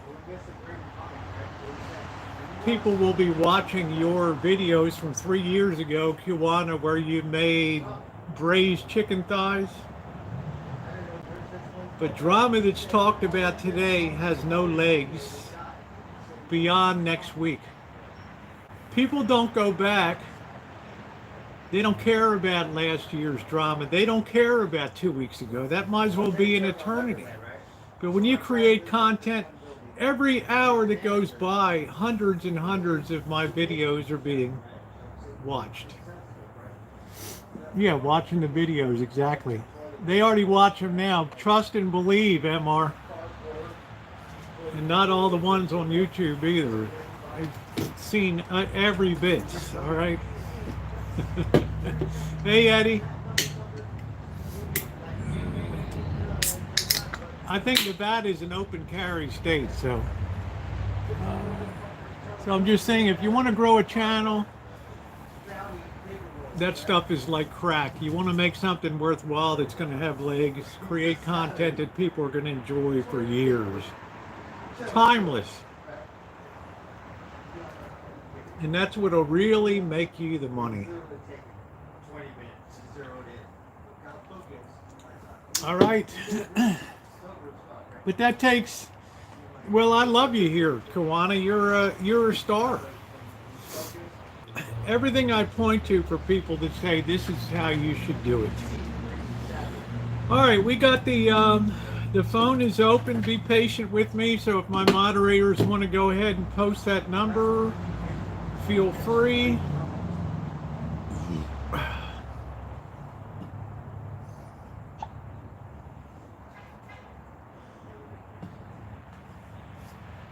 Oh, yeah, there's our phone line is open. Yeah, thank you, Alan. So people are watching my stuff from 2013, 14, 15, 16, 17, 18, 19, 20, 21, and 22.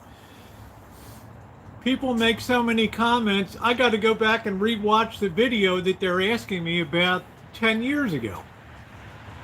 Don't worry about dislikes.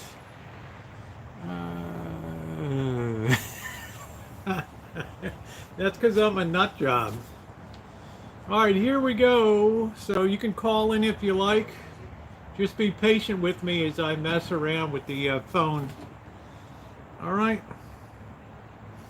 If people really wanted long-term views and success, they would focus on making content. That's it. Here we go.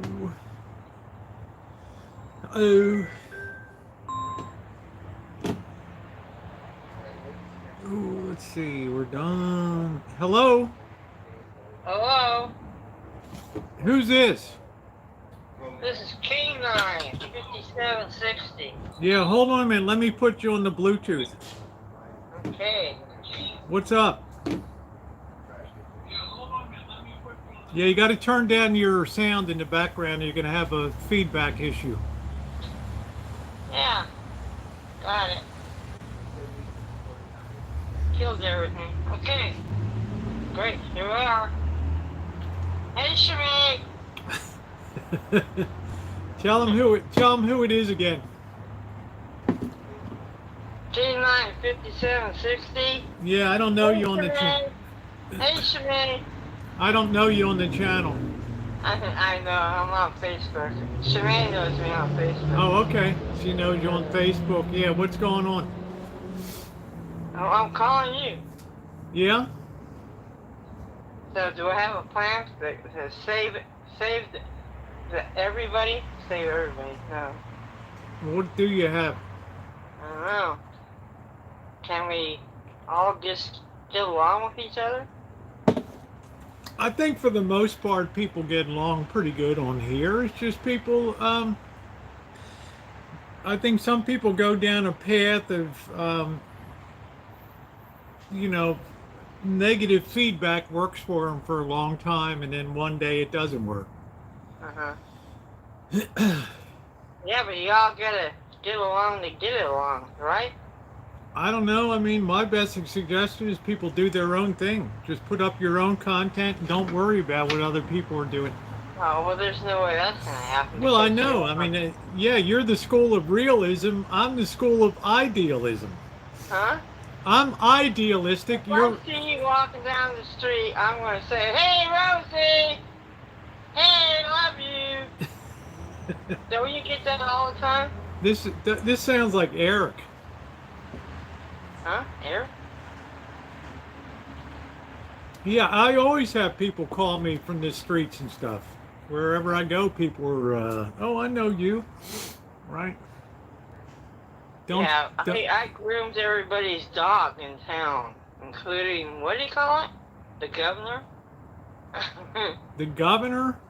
Yeah, I hated going to the store because everybody go, "Oh, hi!" And I don't know them without their dog in hand. I don't even know. You're not talking about the California governor, are you? Newsom? Gruesome? No, I'm talking about before that. That's how I was. I was like, I hated going to the grocery store because I had to figure out who they were because they're saying, "Oh, I know you," but I only know them because I groomed their dog. You see? Yeah, well, what area do you live in? Are you in California? Sacramento, Folsom. Oh, yeah, right near suburb of Sacramento right there. Yeah. Yeah, so it was always it's like, they were like, "I know you," and I'm like, "I don't know you." Unless your dog is, you know what I mean? So do you have a YouTube, do you put content on YouTube or just on Facebook? Well, I have Instagram. Facebook is how I take care of my nieces and nephews. And Yeah, I'm all in this social crap. Yeah, good. Sounds like you're pretty happy with it. Well, it is because Wells Fargo told me to go ahead and buy that. What is it called? The Apple MacBook Pro. That was $2,000 back in 2008. I'm like, okay, I'm gonna buy that one. What do you mean Wells Fargo told you to buy it? What does that mean? Well, there's my wealth management. Oh, your financial advisor? Yeah, and Oh. they said, go ahead, buy, get the, Damn, what do you man. call it? Well, I don't have. Go ahead, get the MacBook Pro. Pro, hang on. Yeah, I don't have a. I don't have a. I That don't. was $2,000 back in 2008. And I'm like, okay, I'd go get that one. Yeah, it was funny, huh? Yeah, I don't have a financial advisor, so. Oh, well, I had to let that go because it drove me nuts, man. I had to take care of my mother, you know? Yeah, she won a Mercedes-Benz at Eldorado. Where do you get all your money? Grooming pets? No, my mom. My father worked for PG&E for 35 years. He Yep. built the Diablo Canyon nuclear power plant. Oh, that's They're pretty like cool. nuclear power secrets. I mean, what is secret about nuclear power? I don't know. You don't have to yell. I'm not yelling, I'm just saying. That's why everybody's like, oh, nuclear power secrets. I mean, like, what? I don't know. What's up, Slug Right, Bug? How you that's doing? a secret, huh? Yeah. Well, that's, I mean, I went to college and my chemistry teacher was like, oh, you're gonna quit? Yeah, because I want to make money. Isn't that what it's all about? Make money? so you didn't finish college? No, I have 4 years degree. In what? Electronic engineering. Electrical engineering or electronic engineering? Like, aughts and dots. What the hell cat is that? Sorry, I'm looking at another cat here. All right, well, listen, thanks for calling in tonight. Oh, no, I love you, Rosie. You're Love great. you too. Thank you for watching. Yeah, I got somebody else calling Thanks in. to me. Love you. Love you, Shimei. There we go. Great. Thank you, Rosie. All right, thank you. You're on the air. Hello? Hello. No.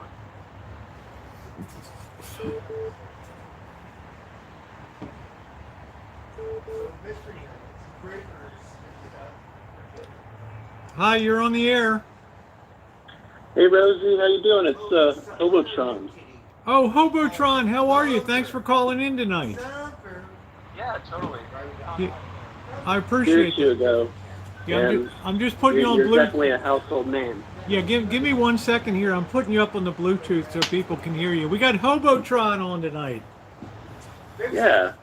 Yeah, what's going on, Hobotron? You said I'm a household name down there? What? No, I've been watching you for years, so it's like you're embedded in my brain. You're a household Yeah, name. I'm an inbred on the Oh shit, that's funny. Anyway, Hobotron, I always appreciate when you come by and you're able to come to the chats and stuff like that. So, what do you think of it? I like Let I me like to come and make cynical jokes with you guys. Yeah, you're good. Let me ask. So, you think I'm off the mark with what I said tonight, or what do you think about the state of social media these days? I don't follow it that much. I'm super simple-minded. Like, I only pay attention to certain people via YouTube. So it's like, I got into you because of like the community with like, Nomadic Fanatic, Camo Dave, Shimei, all those people. Oh yeah, So, you've been around a while then. Yeah, absolutely. Yeah, totally. That's really But cool. All right, hold on. I will say, Hold on a I minute. will say, like, I love like watching your show, and Oh, that's Got cool. I some love you stuff being on- here. Hold on a minute. Entertain the troops, Hobotron. I got to run inside for a second. Okay. Do I hum a song or something like that? Yeah, you're the host. You're the host right now. Oh my gosh! Don't put that kind of pressure on me. I don't know. Like, you know, my backstory is like followed all the Nomad stuff like that, and I see Shimei like pop up, you know, when Camo Dave was around and stuff like that, and I find you know, Rosie oddly compelling. You know, she's awesome for sure. So, and I always have to chime in and see what's going on with the group and stuff like that. So, other than that, I don't know what to say. But yeah. Anyway, I just wanted to chime in really quick and say hi. So I'm gonna let you guys go and do your thing. But yeah, you guys have a good evening. All right, I'm back. Oh, we just lost that call. All right. Shimei's like, round, round, get around. I get around, yeah, get around. Hi, you're on the air. Hey, Rosie, it's Green Thumbs Redefined. How you doing? Green Thumbs, how you doing? Nice to finally talk to you. Likewise, likewise. I absolutely love you, and I just wanted to tell you that. I think you're amazing. Oh, I think that you're amazing for thinking that I'm amazing.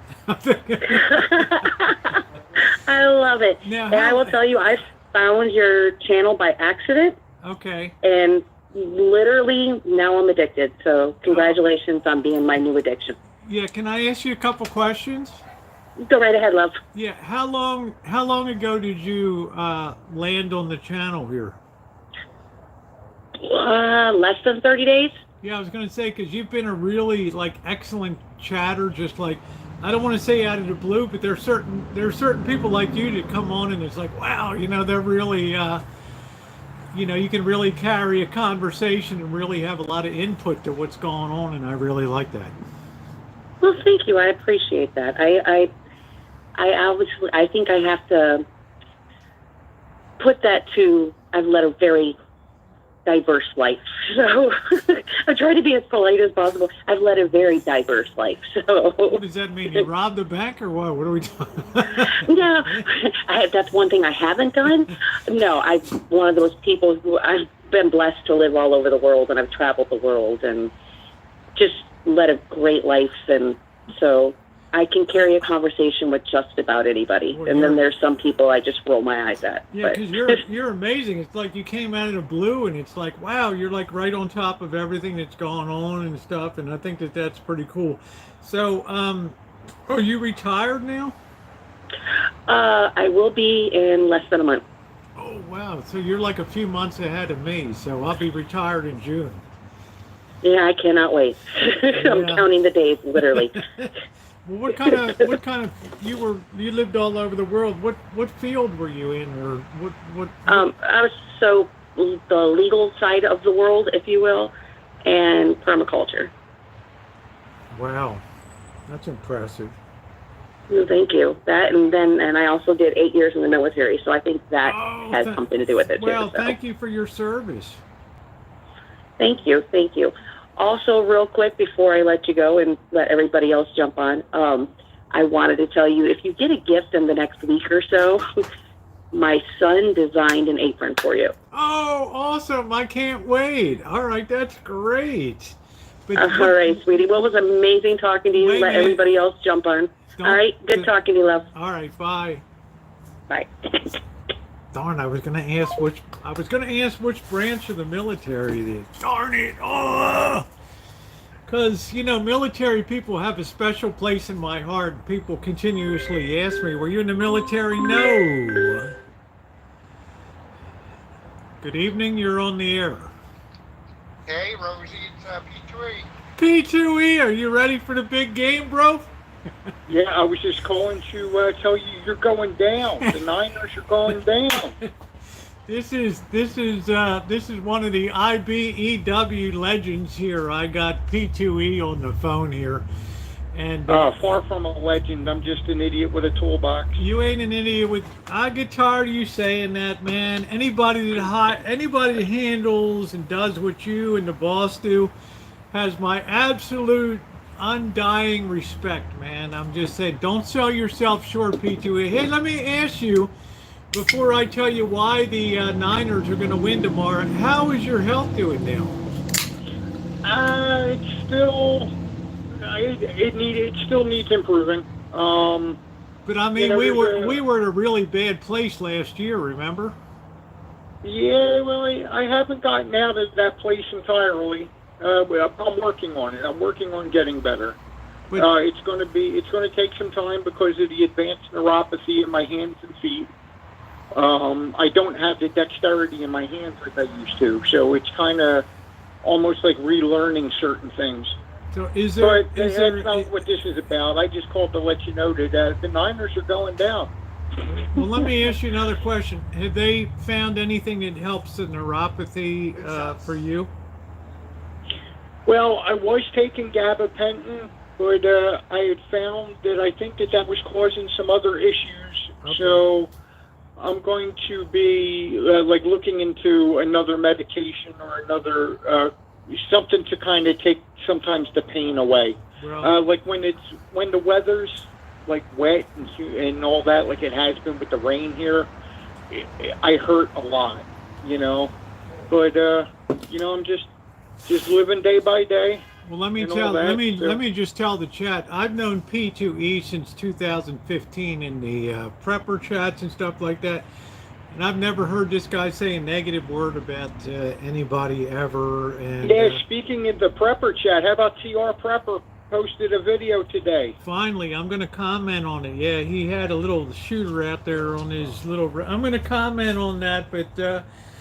P2E, I only hope that the game is good. Other than that, I don't have that much of a vested interest in it. You know, once my Ravens went down because Tyler Huntley coughed up the ball at the 0-yard line there, and we could have won that game and been in the. But who knows? You know, if ifs and buts were candy and nuts, what a Christmas it would be, right? So, but Yeah, like I've said in the chat, the only reason that I'm an Eagles fan is because I was fortunate enough to work at the stadium. yeah, that's awesome. You know, so the Eagles organization made me quite a bit of money, you know, during the building and then during a renovation when they put in more seats so that Lincoln Financial Field could be viable for a Super Bowl.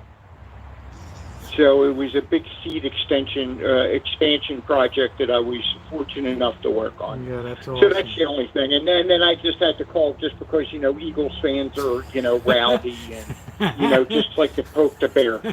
Just as long as they don't tear the city down.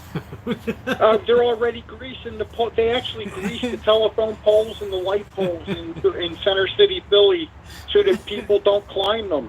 They've already started doing it. Well, I got to tell you, P2E, I think that you're a very humble, but I think you're an awesome person, and I'm always very grateful whenever I see you in the side chat and popping along. And I wish nothing but the best for you of health and that you can enjoy life a little bit. You've been through the ringer, man. You know, personal and health-wise and all that, and I really wish all the best for you. Oh, I appreciate the kind words, and like they say, God never gives you nothing more than you can handle. So yeah, that's what, you know, that's what I just got to look back on and know that I was blessed for everything that I've been able to do.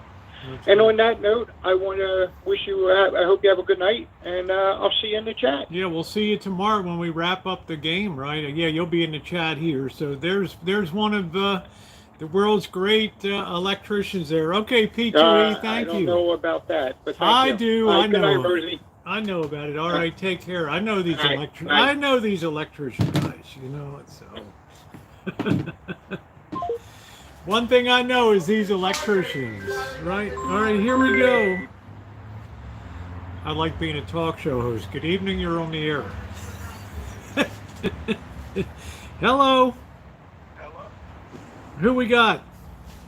guess who it is, Rosie? Just kidding. Oh, it's oh, come on, I'd like sugar cane. How you doing, Yeah. babe? I'd like to lay with you on a blanket on the ground, baby. Oh man, I love you. I'm just, I'm so glad I haven't gotten a chance to. I know you uploaded a vid, and I watched like the first minute of it. You were relaying a story about you went to a restaurant and stuff. I'm gonna be getting back to that story, but Yeah. God, we've Last missed. night. We have missed you here. I missed you guys too. I'll tell you, it was a rough holiday season. The last 2 or 3 months have been rough. Losing my mom and my dad in the last Terrible. couple of years. Terrible, terrible, Sugar. All I can do is commiserate with you and tell you, as a fellow orphan and losing my dad because of COVID and stuff, it's a horrible thing. But you know what? I saw your video. You look handsome as you look handsome. Isn't Sugar Cane just? He's just so handsome and just You are too sweet. such a Southern gentleman. So yeah, we thought about you here, and it's just like, I hope you bounce up again. And then you did a video, and I was like, all right, Yeah, I'm feeling better. I've started taking some supplements that I think are helping. I'm taking my magnesium because of Rosie. Yeah, take your magnesium. Let me put you on the Bluetooth here. Guys, I'm going to increase. I got Sugar Cane here. There's a lot of people saying hi to you in the side chat here. Hello, everybody. I had to turn the TV off because my internet is really wonky. Yeah, I think the world of Sugar Cane because he's always been balanced. He's always taken excellent care of his folks, and we've been down that road a few years, right, Sugar Cane? Oh, yeah. Yeah, and you can feel good about life and moving ahead. It's That's it. That's where I am. Yeah. yeah. Finally working on all the estate stuff, and, it's a lot. Is it a But lot? I'm moving forward. Is it a lot to unravel? Are you an only child, or what's the story down there? It's a long story. I have a half sister, Okay. but I'm my mom and dad's only child. Okay. Yeah. Yeah. Well, Yeah. it took about a year to unravel. I didn't do it. My brother did. My father's estate. But Mhm. Yeah. it's just Huh. good to see you back uploading. I was like, oh man, please don't Yep. disappear. Please don't stop I'm gonna- uploading, because your I'm gonna- sense of humor and your dignity and your take on things, especially drama and bullshit that goes on in the Yeah. on the webs Yeah. and stuff is definitely needed. I'm going to try to be, I was going to do it before now, but I'm going to try to be on a weight loss journey this year because I really need to do that for my health. And I'm going to be documenting that. through Damn, you're gonna YouTube. be even more handsome now. Shit. We'll see. That weight loss after 50 can make you kind of deflate. You know what I don't think so. I don't think you're gonna deflate, Sugar Cane. I think you're gonna look like a fine Southern gentleman down there, and they're gonna be deflating. It's gonna be good. We hope that's what's going to happen. Well, you'll if you feel healthier too. That's the thing too. But I'm glad Absolutely. I'm glad you're taking magnesium. I think that's such an important Yeah. thing. And turmeric is really good too. I think that's really helped me as well. That's good. I mean, that's awesome. Yeah. Yeah. Well, look, Everybody's saying good luck to you on your journey, and Well- do the videos, do the posting, okay? yeah, that's what I want to do. Thank you, everybody in chat. I love every one of you, and I'll be joining you guys again. I'm getting back. to you. Yeah, make sure if my moderators could drop Sugar Cane's channel, please sub up and show some support. Please. For a real need gentleman. subscribers. And I first stumbled across Sugar Cane when he just did such an outstanding. I was blown away by his Halloween display. It had to be like what, Mhm. 5, 6 years ago, 7 years ago, Sugar Cane. I don't know. Probably 5. And I thought this guy's got style coming at the wazoo. Oh, It's thank like- you. You're always so sweet. And then I hey, saw love- I saw you on camera, and I'm like, oh wow, he's handsome. It's gonna be too. You are so sweet. And I love your you would dress up. decorations. for the holidays. I always love what you do with Kitchen Stadium, and it's still up. That's can't- amazing, isn't it? It's almost embarrassing the way this. When people No. see this is going to be. I should one day, sugarcane. This is going to be in the Smithsonian set up. In There the- you go. There you go. I like that. All right, I love you, baby. So please, Love you please, too. please, guys, put Sugarcane's link up there, and don't be a stranger, okay? Shemai's popped your All link right. down there. All right, babe, love you. All right, take care. Love you too. Bye. All right, you too. Bye-bye. That's somebody I genuinely, really, really love. So, all right, here we go. Hello. Hello. Hello. Hey, Rosie. You got to turn down the sound behind you, honey.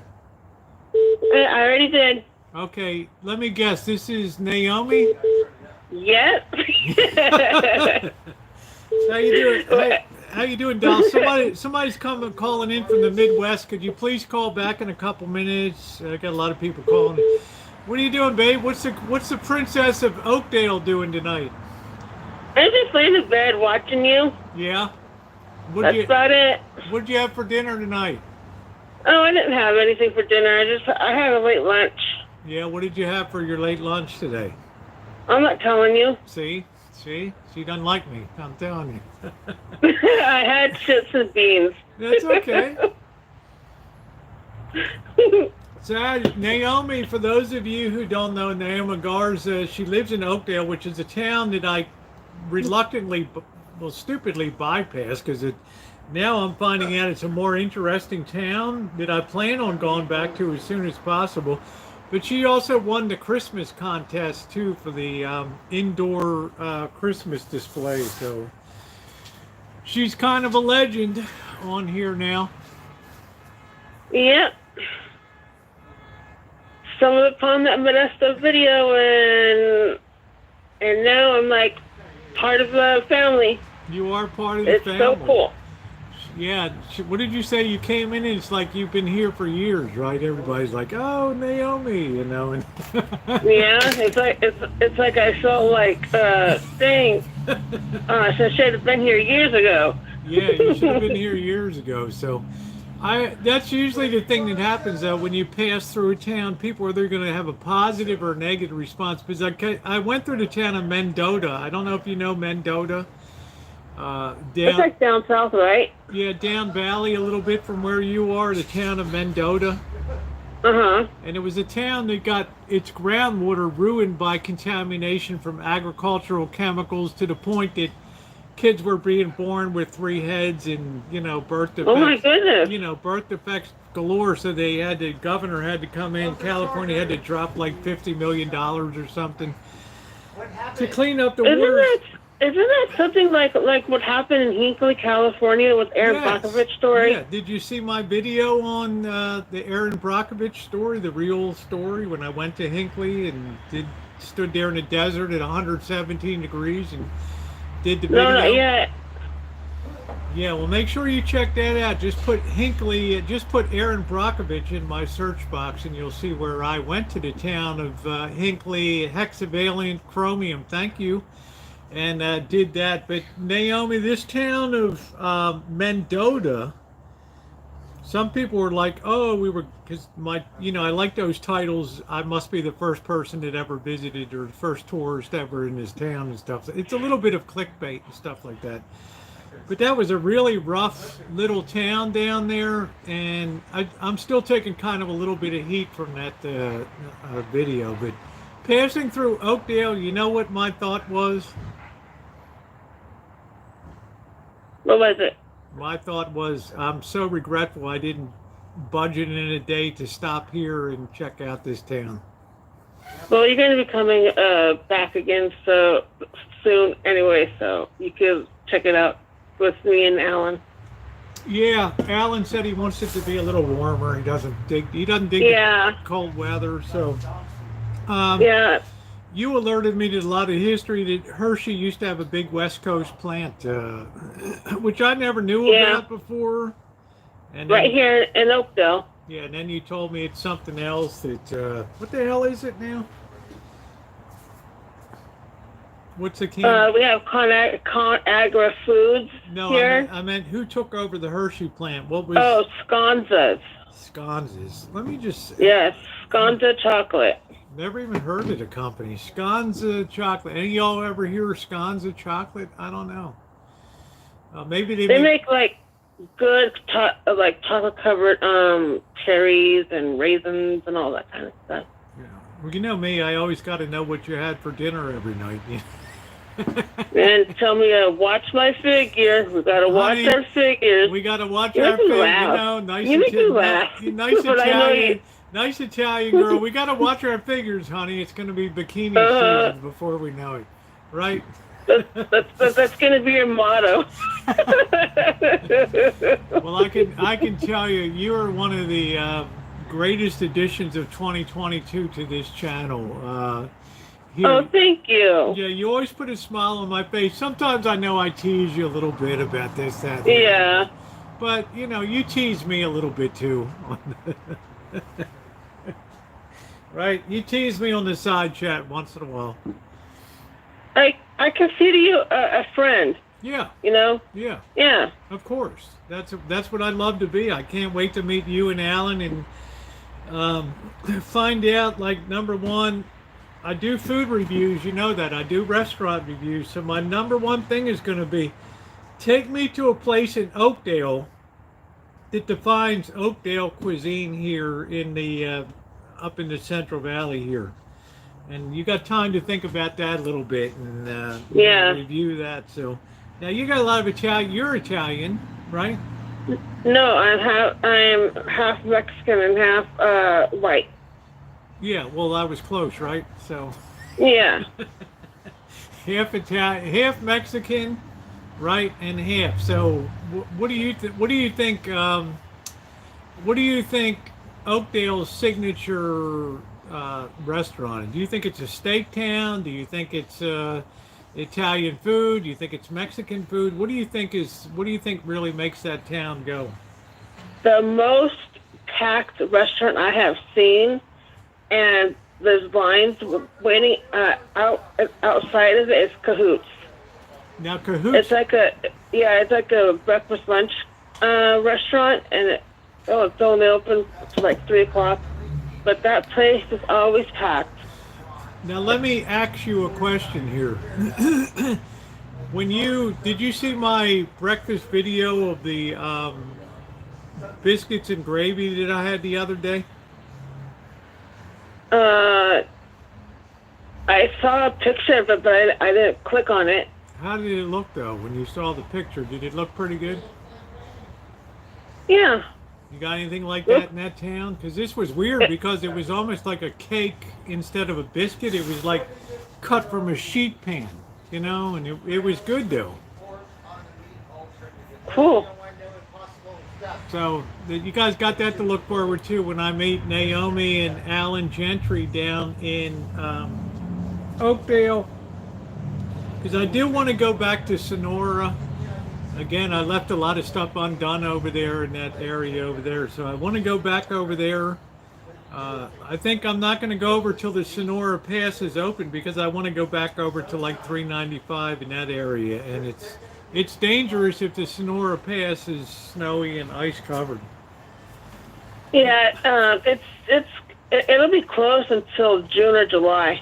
Jeez. I mean, you guys there haven't really been any snow lately, has there?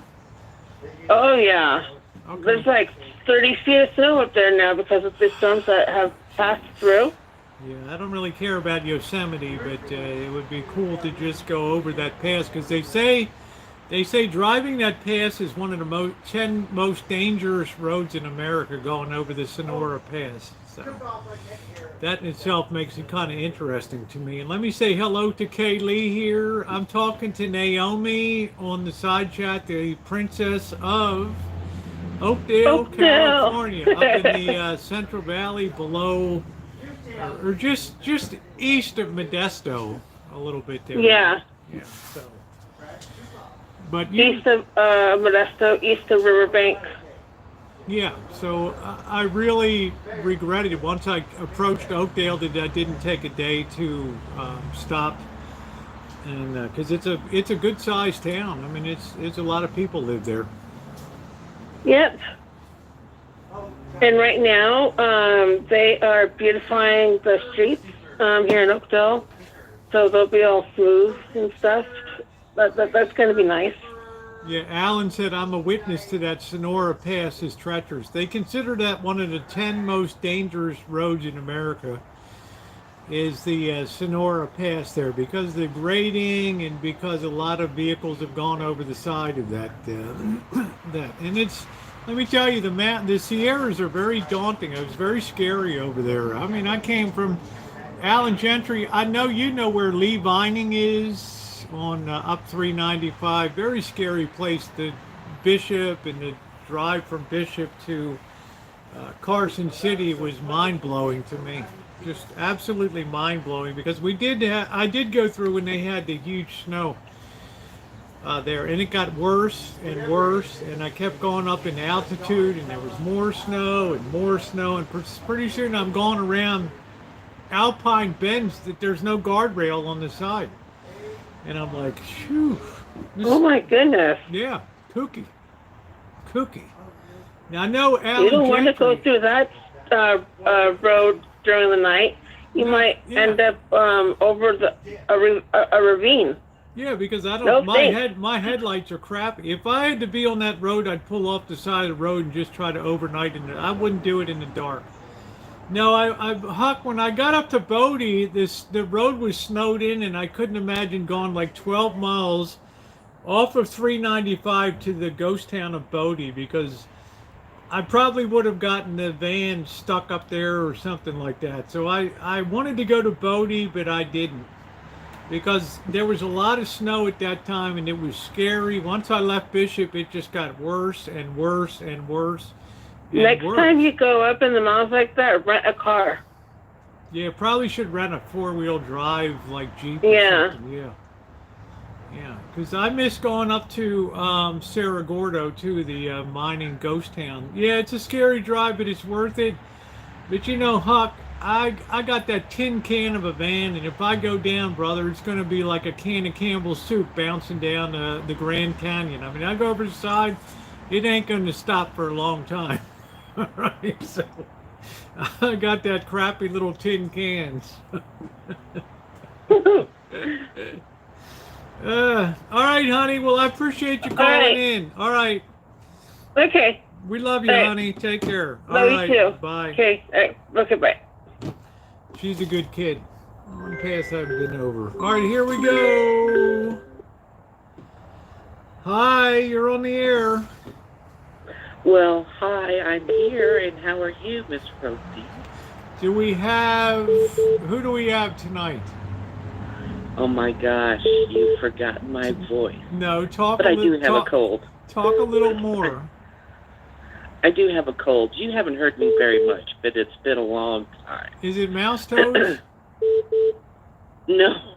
You sound kind of like Mouse Toes. Oh, I'm not even from the South.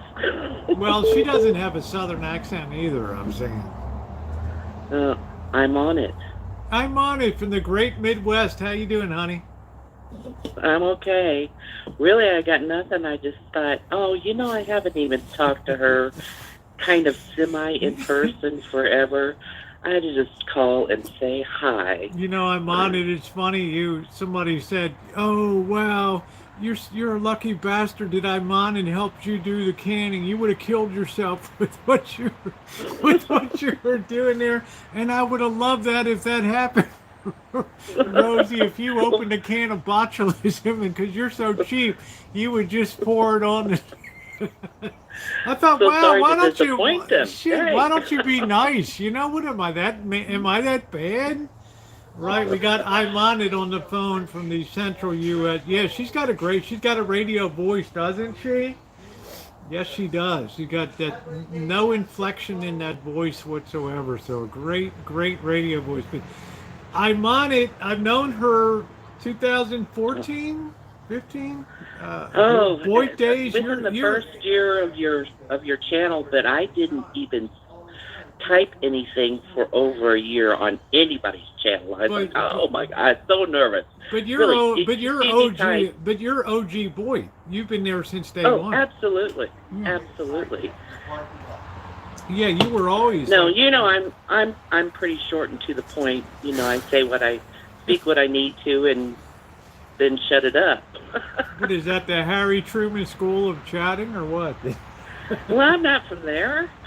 Well, I'm looking at. I'm not going to disclose it, but you're not. No, you're no, not- no, no. I'm not. I'm from California. Yeah, I got you. I got so you. it doesn't. I'm just saying. Yeah. You know, we call that the Harry Truman School of Chatting, right to the point. Speak Bye. softly and carry a big stick. Yeah, Yeah. she has a smoky voice, doesn't she, Catherine? Exactly. Right, but she's awesome. She'll send me random emails, tell me about this or that or the other, and You know, I do have a number for you, Rosie, but I know how you never respond to anybody, so I don't actually know if that's the right number.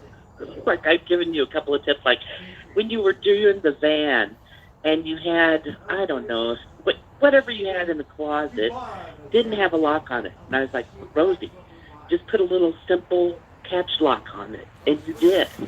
So I don't, or maybe I said it in the side. well, wait I a don't know. minute. Which are we talking about? Elvis's van rebuild or my rebuild with the No, I gross, think it was yours. with the I gross can't do with the all that. gross canned foods that were in the that came with the van? It was yours, Okay. not Elvis. I cannot do Elvis. Oh, gee, I wonder why. Just seriously, you got to check out. I can't take it. Yeah, I don't know. I don't think that ship is already sailed. That ship's never going to have full rigging on it again or full sails for sure. No. Naomi, the biscuit and gravy Never been. video is on the other channel. This is strictly for live streams, mostly over here on this channel. Anyway, I don't wanna- I'm just trying to tell people a little bit about. I've known Imanit for years. She's been very kind. She's a prepper. I can say that, right? You're a good prepper. No. But you know I a lot do of stuff prepare. about prepping though, and canning and all that stuff. Oh yeah. Yeah, so don't sell yourself short, all right? This is not the show to do that. Not. Hey, Rosie. Yes. I got the fingers on the eyeballs from me to you, Rosie. Yes, ma'am. Shh. Yeah, she's like, behave yourself and fly right? You know, don't be screwing around. But I'm so glad you're here. I know you got a lot going on in life and you can't be here that often, but I'm always thrilled when you pop by. Trying to keep my finger on the pulse of things. You Yeah, know. I'm on it. 135. You don't see her too often. She's not commenting on a lot of stuff, but I've learned Speak to one thing myself. from her. If she sends you something or comments, you best listen to what she put. She probably did save my life canning and some other stuff that I was doing. Yeah. But you know, I'm Yes, still I will be. enjoying the canning that I did. Well, it comes. That knowledge comes in handy. Yeah. Okay. Keep it up. So I don't want we're- to take any more of your time. You got other people wanting to talk to you, honey. All right, sweetie. Nice to talk to you. Thank you so much for calling in, Imanit. There's a true legend that just called in right Yeah. there. True Have a boy good night, legend. Rosie. All right, sweetie. Take care. Night-night. Wow, what a thrill, right? I left my thrill. Imanit's like, if you do that, you're going to die. It's right to the point, right? You're just going to die. That's going to be it. Hi. You're on the air. Hello? Hello. Oh, Rosie? Oh my God! Now I'm nervous. This is Rosie. My name is Teresa, and I've been watching your. Oh God! I hope I don't get emotional. Oh my God! No, don't get I'm- emotional. Don't get emotional. It's just Rosie. All right. It's your goofy next door neighbor. That's all you got to think about. Yeah, pretty much. Oh my God! This is the year I'm doing things out of my comfort zone, and I don't have a channel, and I've always wanted to comment on videos. I watch more of the crafting community, but oh my God, I can't believe this is happening. You and me both. I can't believe it. You know. So Okay, I'm Teresa. I am 64 years old. All right, Teresa, what area of the country, don't dox yourself out, but what area of the country are you in? I am in Clovis, California right now, helping with my dad. Okay. I'm from San Jose, Cupertino area. I went to Cupertino High School. I used to live about a mile from the Apple spaceship. Wow. Holy smokes, Yeah. man. Do you know... I was born in San Jose. I lived in the family home for 55 years before I had to sell it when Mom died. Yeah, they're saying, we love Teresa. She sounds amazing. Teresa, do you know Cheryl Coyote down in Clovis? I've never met her, but I am a fan of hers, and I know that she's having issues with that her dog got injured, and I was planning to help with that financially. Yeah, I always want to meet her. I mean, I think she's fabulous, absolutely fabulous. She's fabulous. She's fabulous. She's the most talented woman I have ever seen on YouTube. And I do crocheting, knit, you name it, I do it. And that's the thing that keeps me from killing people is creating. And I love her, absolutely love her. Well, thanks for the heads up if we meet. I better be crafty or I'm going to die. I'm going to help her too. Her dog went to the vet, and she's got an expensive operation coming up. So I almost met her. I almost met her in Fresno. Did you know that we were going to meet in Fresno? But it just I saw the videos, and you know, I've been here now for 3 years, and I can't stand it here. I cannot. I would rather walk around downtown San Jose at midnight than be here. Oh my God. Well, the deal is. Well, you were in the thick of like Menlo, you know, with really high tech, the heart of high tech, and you ended up in the northwest suburbs of Fresno. I'm in Clovis, and this is the nice part. It would probably be like going to Willow Glen or someplace nice like that, but because after the pandemic, it's kind of like all the crime has kind of crept into here. And although you come in this neighborhood, it's very nice, and it drives me crazy because, Rosie, it's so quiet. Right now we're in a cul-de-sac. It's very nice houses. I'm like, does anybody live here? I'm used to being in San Jose, and you know, the houses are valued a lot, but that house I lived in my family home was 56 years old. Yeah, it was built in 1956. It was old, and I mean, I had homeless people walking down the street that I knew, and you know, we all had our thing, and here it's like I didn't know until the pandemic that there were actually people in the house, that there were actually children in the house, because when school was canceled, then people came out of the houses, and like, I can't. This is too quiet. It's too much. I can't live like this. I need action. I need activity. I need, you know. It's so much different from San Jose when you talk about Santee and places like that in San Jose. Did you see my video when I got to Fresno down there and stuff? Yeah. So I was like, oh yeah, you found out. Yeah, I was right at home. I thought I'm back in Baltimore, you know. I'm like, seriously, it's like. Somebody said, "Oh, you didn't go the right way into town." I said, "I'm the way that people come into Fresno. You know, what do you want? What do you want me to do? I could have come in from Clovis from the northeast and come down, but it's just the way I came in. It's just the way the dice rolled, right?" It's like Oakland. It's like, oh my God! Sometimes, and every morning I watch the news, and it's like the. Even half a mile from here, they're finding like dead bodies in the little creek over here. I think we have a serial killer in town. I swear to God, it's like, what's happening? Well, I did the video on what's his name? That was the notorious family killer down there. I did a separate video, true crime video on that guy that killed his whole family down in Fresno. That weirdo, but. I'd like to meet you if I come through that area. Somebody said Huck said there's a lot of Armenians in Fresno. Could be. I don't know. I haven't met any, but there's I'm like multiracial. I am Apache Indian, Mexican, Puerto Rican, Caribbean. Pick one. Teresa Naomi says she was born in Santa Clara. here. So yes. I went to grade school in Santa Clara. I went to Luther Elementary. Yeah, there we go. Well, there you go. But I have been wanting to. I mean, I wrestled with emailing you, and this has been going on. Okay, let me. But now you're here, so you've conquered. I need to thank you. Am I bad? You know, I'm easygoing, honey. He can always call me. Everybody calls me all kinds of stuff. Yeah, me too, dear. I'm probably the biggest bitch in town right now. But I mean, dealing with this, I'm not close to my dad, you know. And I came here. Let me tell you what happened. In 2018, my mom had an accident, and she died. I had to full life support on her 83rd birthday on October 14th of 2018.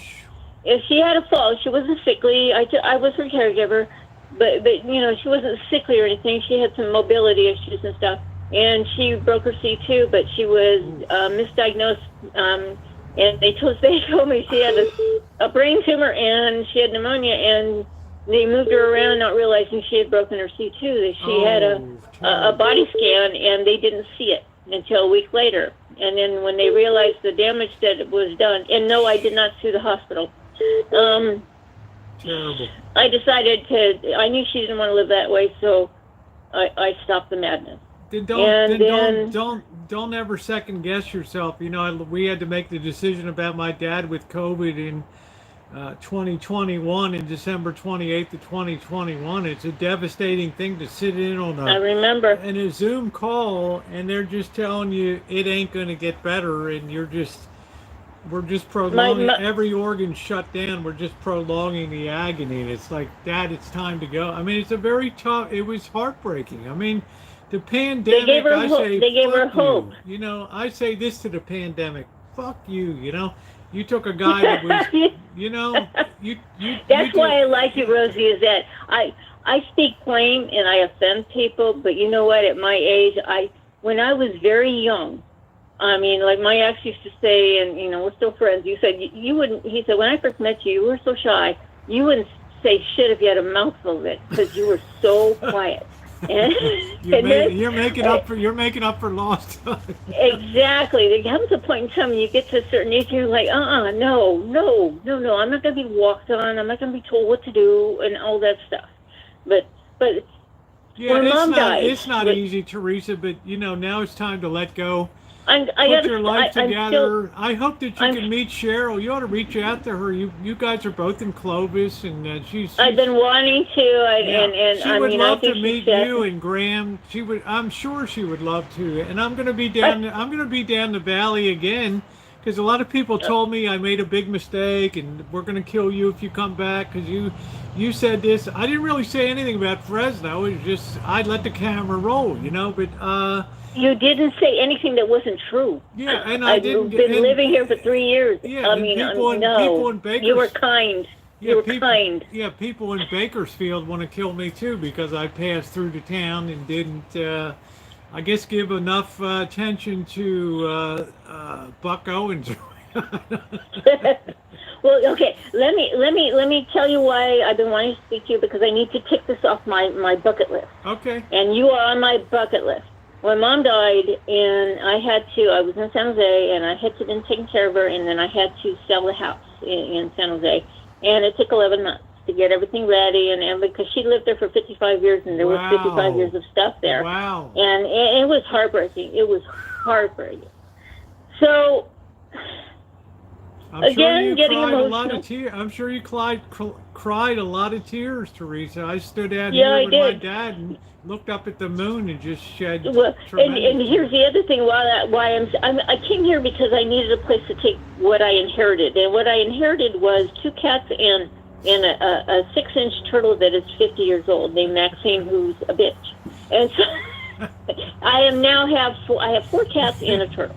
You can always visit her. You can always bring them up to the rancho for a visit. Hey, you know what? You want to put something on that property? I'm there. Whatever you want, I'll pay the rent. You got to get in line behind Shimei, right? Shimei's got her little. There you go. Her we can make an arrangement. So it had to be tough for you, yeah. in 2019, when I was getting the house ready for sale and everything, and having to pack everything up and everything, there was one particular Sunday, and I was just, it hit me and I was broken.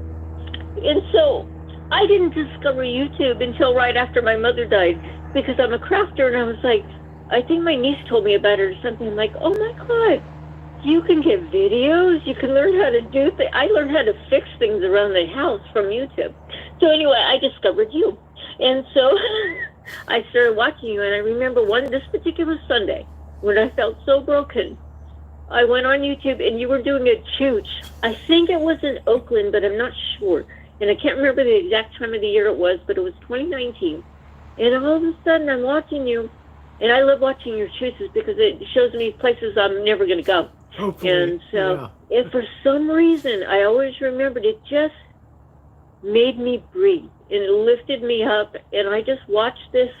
You're walking through all the just crazy places and everything, and those chooches have kept me going.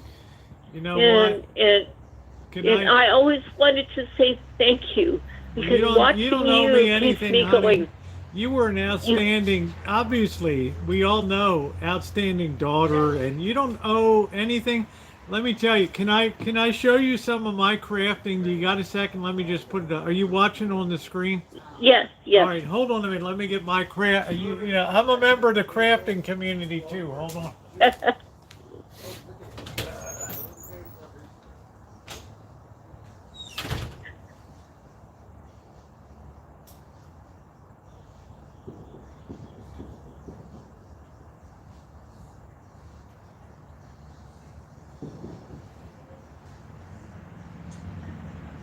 All right, are you ready for this, Teresa?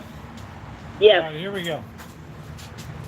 I had a partner here, Missy Jen. I don't know if you ever remember her. She. Yes, yes. Yeah. Well, one time she caught me selling. We would get a free turkey at work, frozen, and I didn't know what to do with it, so I took it to the corner to sell it. Yes. Now, how do you like my craft? Look at this, huh? Huh? See that? Hey, I love it. You know, so I took the turkey because I can always use a few dollars, and I got on the corner, and unbeknownst to me, Missy Jen came around the corner, and she saw me selling, like turning the sign to get attention, like the guys that sell telephone data and stuff. And man, did she went nuts seeing that on there. But there's my crafting ability right there. So, all right, there we go. We kept that because one day this is going to be in the Smithsonian. All right. But God, Rosie, you are so kind. I guess I've always wanted to do this, and I just felt scared. But for some reason, I don't know what happened this year. You know, I talk to my mom all the time, and I'm just like, I'm not going to be fearful anymore. I'm heading, starting life. I'm starting life over at this age with me and these cats and this turtle, and I got to move on with my life. And well, I don't want to seem I don't want to seem yeah, that's good. I don't want to seem out of place, but one thing that really helped me was turning to church a little bit, and the support of church has been tremendous for me. I don't go to church regular, but I am Catholic. Yeah. But I have a property in Oregon that I need to sell to finish out her trust, because I mean this trust has been going on for almost 4 years, and I need to stop. You know, I need to finish this, distribute everything, and then I need to be able to move on with my life at my age, and I'm starting over, because I dedicated 16 years of my life to dealing with my mom, and I'm here helping my dad, but I need to get out of here.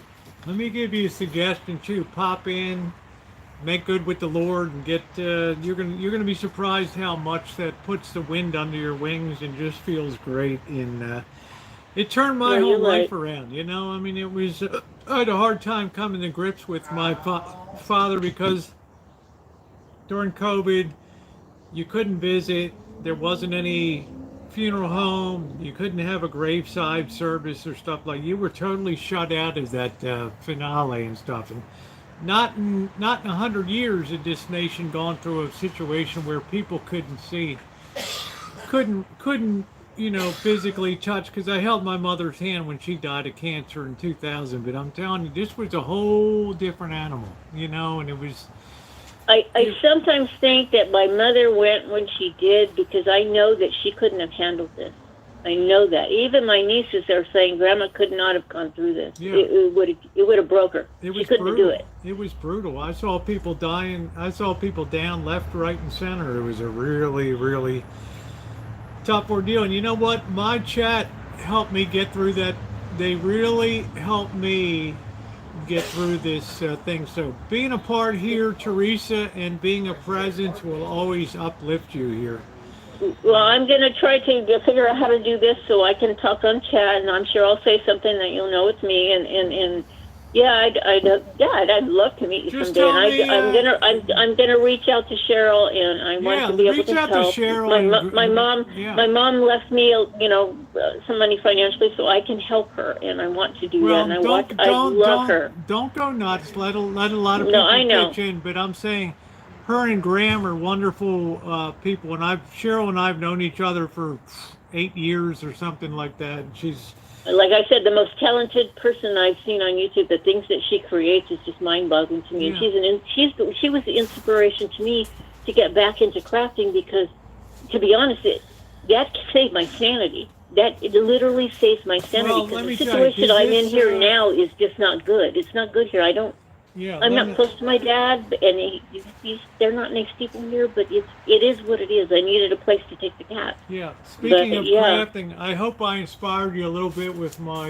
crafting effort here tonight. You can make the little hand with gloves, and even you can make a puppet and stuff. I've done that, so hey, it's okay. Or I can crochet some little gloves and make it look just like that. Hey, Yeah, by the way, I did sell the turkey just in case. You know the guys out there selling data for phones and stuff, mattresses. I'm out there like this, like oil changes and stuff. And Missy Jen, she was so embarrassed, she just hit her head in shame and just like.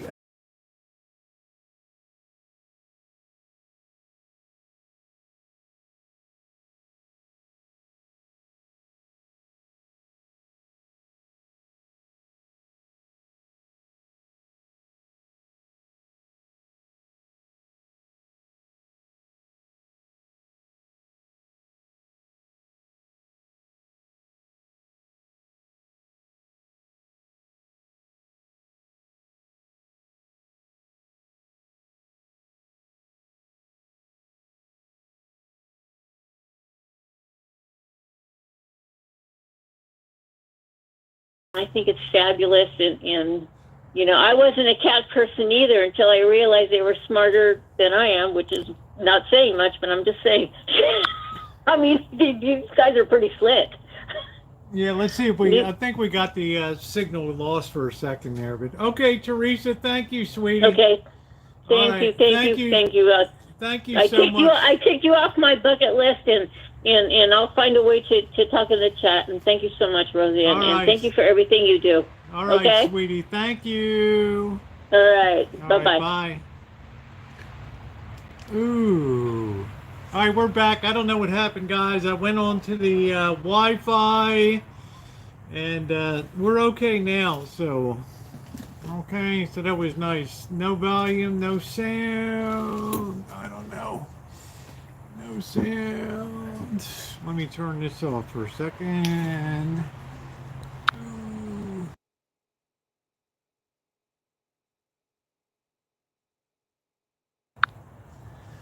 All right, how about now? We got sound. Testing. 1, 2, 3. Testing. 1, 2, 3. Oh. Okay, but sound's back. You got sound. I don't know what happened. It's just, thank you, Verizon. Right. All right, here we go. Hi, you're on the air. Hello, Rosie. Hey. It's James. Oh, James, how are you doing? I'm doing good. How are you? All right, let me see if I can get you up on the, hold on a minute. Can you bear with me a second? Sure. All right, there we go. How you doing today, Rosie? Good. How are you doing? I'm doing good. Just enjoying a day off. Where are you off to next? Monday I'm doing Fresno, Stockton. Enjoy. Of course, Fresno, Stockton. Woohoo! I just wanted to call in because I'm trying to encourage one of your fellow chatters, Kaylee, in to call in because she's wanting to, and she said that she is terrified to call in, so I thought I'd call in and help encourage her to do so. Well, that's nice of you. Over time, people will find their own. We had Teresa just call in. She doesn't really have a channel per se, which I hope she'll develop one. But everybody finds their own time that they feel comfortable to call in. We've had a lot of great calls tonight. I mean, normally, Shimei would call in, but I know she's got service tomorrow. She's a preacher, so I know that she's going to be a bit. We've had a lot of great calls tonight. Kaylee's been wonderful. She's been a friend of mine. She's dealt with a lot of stuff with her husband and up in Wisconsin, and there's been a lot of stuff that she's gone through. I know. I saw that in the chat, and I was just trying to be encouraging. And I know I don't like to hear my own voice, which is why I got you on mute while I'm talking to you. So your voice sounds good, James. I wish you were my flight attendant when I got on that damn plane. I usually get Matilda from the Hun Empire or something. They're slamming overhead bins and telling people, move back, get in your seat, we got to go, right? Right. Sit down, shut up, so I can shut the door. Yeah, that's it. I mean, you got to, cross-check an arm, right? That's it. That's it. What does that mean anyway? Explain to civilians, like what the little signals that you hear are doot, doot, doot, doot, doot. You hear all kinds of things when you're a passenger. And they never tell you what it is. What does cross-check an arm mean? Well, when you hear flight attendants prepare doors for departure or arrival in cross-check, which basically means we are arming and disarming our doors, and we have to cross-check to make sure they're armed or disarmed for arrival or departure. Now, what does armed mean? What if you have to get some explosives to blow the door off? I mean, what do we I mean, I don't know. I've flown 500,000 miles and I still don't, explain to me. We don't get the inside on stuff. Yeah. When you hear prepare your doors for departure, means basically we are locking our doors and securing that they're shut and locked and safe for us to be up in the air. Okay. And then for the arrival, we are unlocking those doors. So you're basically locking and unlocking them. So, do you mind if I ask you a couple questions? Because it's not often we get to interview a flight attendant that has as many miles in the air as you do. What would you tell people that have a fear of, I have a lot of people that write me, and how did you fly here? Why do you don't even think about it? What would you tell people that are so fearful of flying? I always tell my passengers that are like, that they tell me, I'm so scared to fly.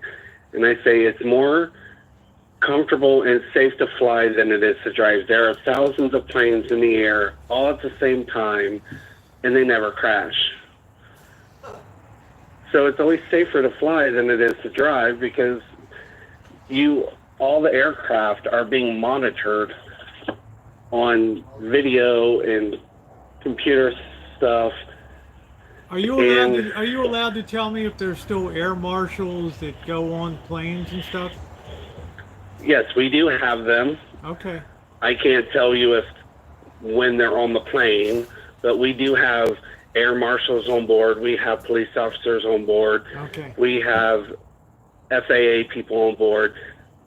We just can't tell anybody that they're there. Yeah, we just have to tell the crew that they're there so we know where they're sitting so we don't serve them alcohol. Now, what do you do sometimes? What do you do sometimes when you're going to always encounter some wild turbulence sometimes, and people are going to hurt themselves and come out of their seats and stuff. Is there a certain signal that the pilot will give, like with bells or sounds, to tell people that because I've been on planes where they've told the flight attendants, flight attendants, take your seat, leave your carts where they are, just put the brake on and strap in and stuff like that. Yeah. Yeah, usually the pilots will call the flight attendants and say, hey, we're getting ready to hit some really bad turbulence. We need you to sit down in your seats, buckle up, and then they'll come on and they'll make a PA to all the passengers saying, make sure your seatbelts are buckled. We're getting to hit some turbulence. We don't know how bad it's going to be, blah, blah, blah, whatever. But you still have that one person that's going to like, I got to go to the bathroom, and they're going to get up, and then they're bouncing between seats, and they're running into the walls. Yeah, so... Yeah, I try to tell people that turbulence is not going to bring a plane down, but you might wish that you were buckled in when you hit some tough... Like, I've flown from Hong Kong to Hawaii, some really rough air over the Pacific. You'll wish you were buckled in and safe in your seat, because it can get bad up there. You know, you can get bad, but those planes are really, really built. But I'll have people say, I'm never going to fly because the turbulence is going to pull the plane apart. It ain't going to pull the plane apart up there. It's not going to pull the plane apart. Yep. It may cause some damage on the inside, but it's not going to pull the plane apart. I find it funny when we're having turbulence and people get up and go to the bathroom. They're like, hey, it's turbulent. Seatbelt signs on, you need to remain seated. Well, I got to go to the bathroom. Okay, take your own risk and go to the bathroom. And then next thing you know, you're hearing them bouncing around in the bathroom. Man, what a terrible place to be. And turbulence is at the back of the plane in the bathroom. It's terrible, you know. You're bouncing all over the place and stuff. But, you know, James, my hat's off to you for what you do and the service that you provide. You guys are the unsung heroes that... You don't have I try to always thank the flight attendants when I leave the plane, when I'm on my way out the door and stuff, and tell them thank you for a great flight. Or they probably, you know, they're very unappreciated. Everybody's all about the pilots and co-pilot and all that stuff. Yeah. I mean, we get that too. People come in, or they'll be getting off the plane, and they're like, oh, thanks for a safe flight. I'm like, oh, you're welcome. I didn't do anything. You're welcome. No, you did. You made people have an enjoyable flight, whether it's short or it's long. Are you happy doing this, or do you want to step up to like a major, or what do you want to do? I'm happy with what I'm doing now. I get to come home every night. I don't have to do layovers. I don't have to commute anywhere and all that good stuff. So yeah, Katya has a question. Do you take tips? We are.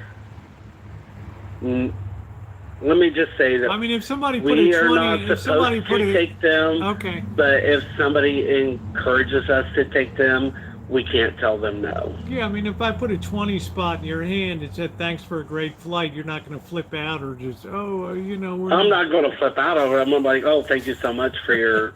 Yeah, there you go. So remember, tip your flight attendant in there. Okay, yeah. There you go. Usually people, when we go through and provide our beverage and snack service, people throw us a dollar or two or $5 or whatever.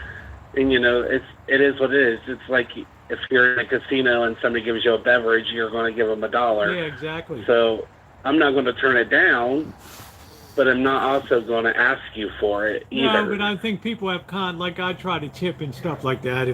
Because let's face it, it's a pain in the ass when you got to wheel that thing down the aisle and this person wants this person's sleeping, you got to reach over this, you know, do you want any, blah, blah, blah, blah, blah. I mean, I've been on 100 plus, you know, it's crazy, right? I mean, so remember that, guys. If you're flying and your flight attendant gives good service and is courteous, remember, just, you know, you don't have to make a big deal out of it. Just put a 10 or 20 spot in their hand, shake their hand when you leave, and just say thanks for a great flight. Right? If you fly a lot, you're probably going to see that flight attendant again anyway. So you're going to get even better service, right? Yeah.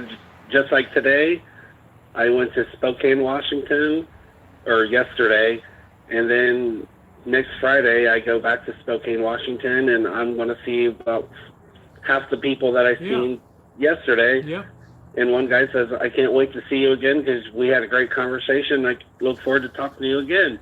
And I'm like, okay, that's great. Well, I think that's the way to do it, James, is the short haul flights. You know, I think you're in the sweet spot of being a flight attendant there. I think that's wonderful. So Katya just asked how many sexual advances I have had to field off or on. A lot. I didn't ask it, James, so don't yell at me, okay? I didn't ask No, it. it's not you. It's No, but Katya in the Katya's, chat. she's curious. That's okay, you know? But I have had lots. I don't know how many times a day I get poked in the side of my butt, and all that stuff. But the one thing that always resonates is one day I walked through the aisle, and I had a lady from Stockton slap me so hard on the butt and said, "I told you the next time that boy walked by, I was going to slap him in the butt because he's got a big booty." But you don't And consider everybody that died laughing, and I just walked away, and I'm like, damn, well, that's a first. that's a first. Oh, wow, oh, man. You know, so people got to be careful because they might consider that like assault or something. If you touch somebody like a flight attendant or something like that. But you got a good spirit, James. You just rolled with it, you know? Yeah, most people would have probably filed a report about that and Yeah. had them talked to by police, but to me, I don't care. I'm like, hey, it is what it is. It makes me feel good knowing that somebody likes my butt. Well, that's good, but I think hey, people on it. I know a lot of flights I've been on. The flight attendant, there would be cops meeting you in the front of the plane. You know, like let's have a little talk here. You know, so yeah. you rolled with it. I roll with it just as long as you're not breaking anything security issues, or you're not smoking in the lavatory, or you're not causing a disturbance with other passengers. I kind of let it roll. Tell me, there's not people that still try to smoke on planes, are there? Oh yeah, like 3 weeks ago, I was in, I believe, somewhere in Montana. Somebody went into the lab right before we were closing the door, and the smoke alarm went off. He locked the door. I jumped up, unlocked the door, opened it, and there was smoke everywhere in the lavatory. And I said, grab your stuff, get off this aircraft. You're not going to Vegas, and you'll be receiving a fine from the FAA. Yeah, that's a big Get off no-no, my aircraft. man. That's actually a huge fine when you smoke on a plane and they catch you. Oh crap! Yeah, especially when you set off the smoke alarm, because that lets the captain know, that lets everybody know that there's been a smoke detected in the aircraft and all that stuff. So he's probably looking at about a $20,000 fine from the FAA. FAA don't play. I'm telling you, drones, they don't play. Okay, they don't play around. Let me just tell you, it's true, right? Once those doors lock, the captain is God on that plane, correct? That's it. Yep, the captain is God once the doors are closed. Yep, that's it. So you best understand and beware of it. Man, yeah, very expensive cigarette, Crow. FAA don't play around when it comes to fining. They'll like to make an example, just like people that insist on flying their drone without being licensed and put it up on YouTube and monetize it. Well, you get what you get, right? Crazy. Well, James, Exactly. you're a wealth of information and you have a lot of patience to deal with us that don't really know. But let me tell you, I appreciate what you do in a plane, and you guys are integral to people that having a good trip or a lousy trip when they fly. Yeah, well, I appreciate that, Rosie. Snakes on a plane. Yeah. Don't bring snakes on my plane, because I will kick you out before we close the door, because I hate snakes. Now, what authority does a flight attendant have, James? What priorities? What authority does a flight attendant have? If a flight attendant says, "I want this guy off the plane because he did X, Y, Z," is the captain gonna waste time talking about it, or out you go on the? I'm sure flight attendants have some power, right? We do have some power if the door is open and we're still at the gate and we have a passenger who is belligerent and cussing and being just over the top, I can talk to our gate agent and say, I don't feel comfortable having him on my aircraft. He's being a nuisance. I don't want to have to deal with this at 35,000 feet in the air. I want him removed from the aircraft. Bye. The gate agent can remove them from the aircraft with no questions Bye-bye. asked. Yeah, and then if they need to, they'll get security and cops. They'll walk your ass right off of that plane too, and they'll skull tap you. You want to put up some resistance and stuff, it's going to go much worse for you.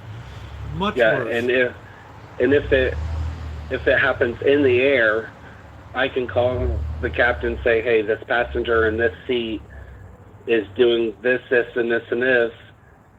We need to have Leos at the gate. Once the door opens, they will contact the ground security people and say, we need Leos, and we'll have everybody remain seated, and that passenger will be taken off the aircraft first. Crazy.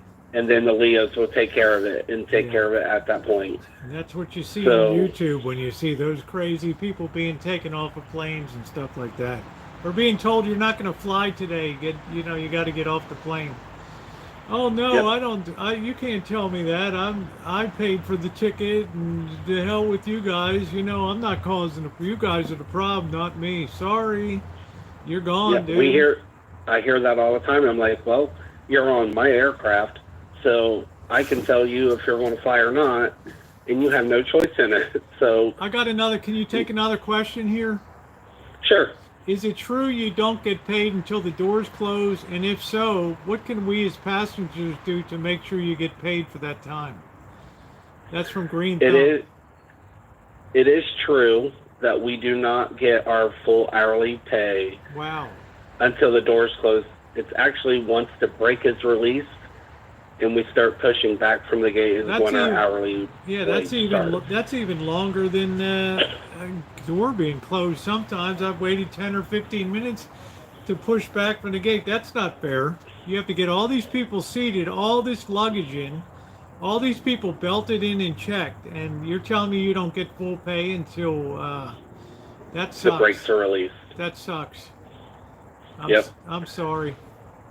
Once the door is open and all that stuff, and up until the brake is released, to be honest, I only make $2 an hour. Ah.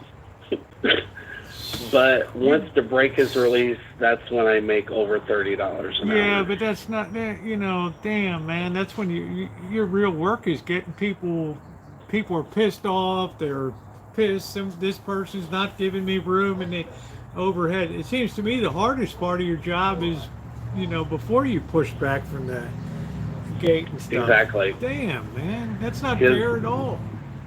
Because once we push back, we do our safety demonstration, and we sit in our seats until we get to 10,000 feet in the air, and that's when the captain notifies us with some chimes saying, hey, you've reached 1,000 feet, you're safe to get up and move around the cabin. Well, flight attendants are. And then we do our service and portion of the flight. Yeah, and then after we do that, we sit down and do nothing. Yeah, Amelia says kick them off midair. DB Cooper special. Out you go. Well, like Cheryl says, we have the automatic ejection button in the overwing exit seats. You just press a button and they get ejected out the window. So Green Thumb says, so what can we do as passengers to rectify your wage gap? I have no idea, Green Thumb. It seems to me the most hardest part of the job is when you're getting ready to, that seems like the most work is getting all the bins, the overhead bins closed down, secured, making sure people's seats are in an upright position, and trays. I mean, that seems to me the real work part. It is. And, it is what there's nothing passengers can do to rectify our wages. It's just part of the job. It's part of the industry. All airlines are like that. By the way, James and I have relatives the same. I have relative from the Trimble. I mean, we're probably related somewhere in there. So, what if you're on the runway for an hour with screaming idiots? Oh Lord, Catherine says, what if you're on the runway for an hour with screaming idiots? Well, if we're on the runway for an hour, I'm getting paid my $35 an hour. Yeah. So I don't care if they're screaming or not. Yeah, you've already pushed away from that. I've already pushed back. So at that point, I just got to tune into my happy place and try to ignore the screaming, wonderful joys of somebody acting like a fool. Here's an interesting question. Can you get kicked off the plane for flatulence? How about if you smell bad when you get on a plane and you're just really like you've been rolled in dog shit or something and you try to go on a plane? Can they tell you clean your act up? Or? Yes, we have actually, I personally have had numerous people taken off of our aircraft who have really bad body odor because it's not pleasant for the rest of the passengers, and we've had numerous passengers say, "The smell I can't take." So we've had that passenger taken off. Not only is it body odor, it's smoke. They smell like they've smoked a whole pack of cigarettes in the last hour. Which they probably did. They probably nicotine loaded for the flight, right? Yes. They had to get that nicotine in because they can't last 45 minutes in the air. Lurker said I was on a flight where a gentleman was put off for his body odor. Wow. Yeah. I've had people taken off my planes for body odor who smell like they peed themselves. Socks off, take off their socks and shoes. That's really gross. That is really gross. Ugh. Yeah. And that's one of my biggest things. Sometimes I'm sure, James, and I hate to go here, but you know I'm going here. Sometimes people just explode in these bathrooms. Well, the good thing is I don't have to clean it up. We usually have our gate agents do that. Yeah, they come in, they clean the lavatories. Mid-flight, and you just open that door and you just want to cry, and when you see that out of order, right? Yes. We lock it and say it's not usable, and you got to go to the back or the front to use one of the other lavatories. Oh, that poor gate agent. Oh, my God. Well, that's their job. But my biggest thing is when people, especially kids with their parents, they go into the lavatory without shoes. I'm like, that's not water on the floor, people. Cheryl says, we were on a plane once and this old lady literally shit herself. It was awful. The flight attendants were discreetly walking down the aisle with air freshener. Oh, yeah. We always carry air freshener. I have 3 of them in my lunchbox. That way, whenever somebody goes in the lavatory and they come out and it smells, I can spray it and make it fresh. Or if the cabin smells, I can walk through and discreetly spray it. Well, Cheryl would send I crop dust everybody too, so it really. Yeah, Cheryl would send me to HR because I wouldn't be discreet. She'd be like, "You got to report 9 a.m. Monday morning to HR." Well, did you shit yourself, man? You know, we got all these people on the plane, and you just popped a load right there, right now. Well, me and Cheryl have already decided that on your chat, I'm the head of HR. So whenever I'm not on the chat, HR is closed. Well, I'm just telling you what. She's like the queen. If you were going to assign her a position in a corporate, she would be the head of HR. That would be it. Yeah. Oh man, I can't imagine somebody popping a load on. Oh, there's been many times where I'm in the front of the cabin, and I'm in the galley, and the bathroom's right there, and they open that door, and the first whiff you get is stench, and you're like, oh my God. That's I would awful. just open my mouth. I'd be like, damn, man, you just popped that shit. What did you have, a goat Just for imagine breakfast? if you're eating. I'm just now pulling my lunch or dinner out of the oven, and I'm trying to eat it, and then they open the door, and all I get is a whiff of butt. But Well, there goes my dinner. if you're lucky, that's all you get a whiff of. I'd be like on a rampage. I'd be like, Cheryl, you got to report to HR, and there's Cheryl Monday morning, right? Like, really? You said what? You know, you shit yourself. You know, wow. Did you eat a spiced goat for breakfast?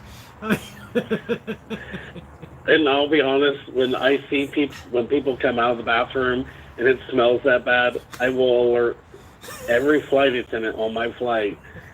This person in this seat just blew up my forward lav. Just be careful. I'd get on the PA.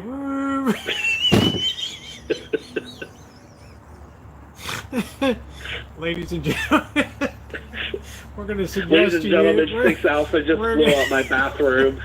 Don't go into the bathroom for the next 10 minutes. We're going to suggest you Or use you the will rear. die. We're going to suggest you use the rear bathroom with an explosion.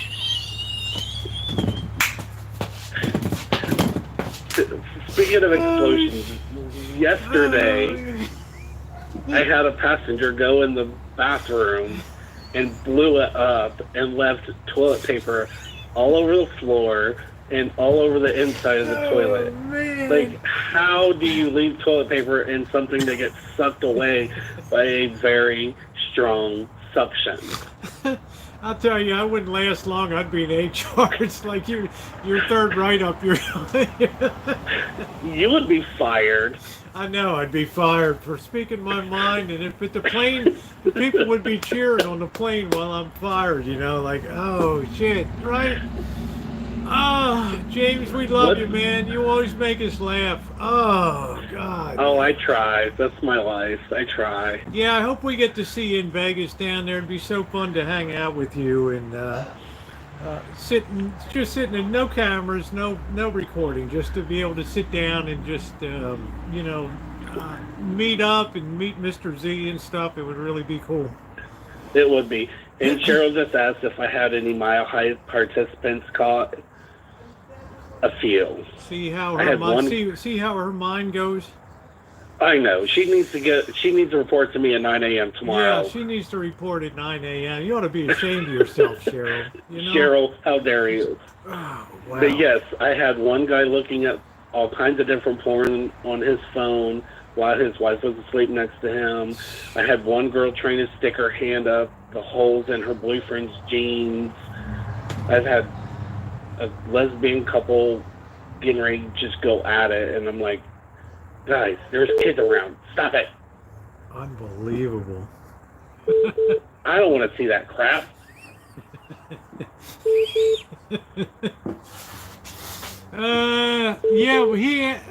James answered your question, Cheryl. He just told you what he's seen up there, okay? Report to HR, Cheryl.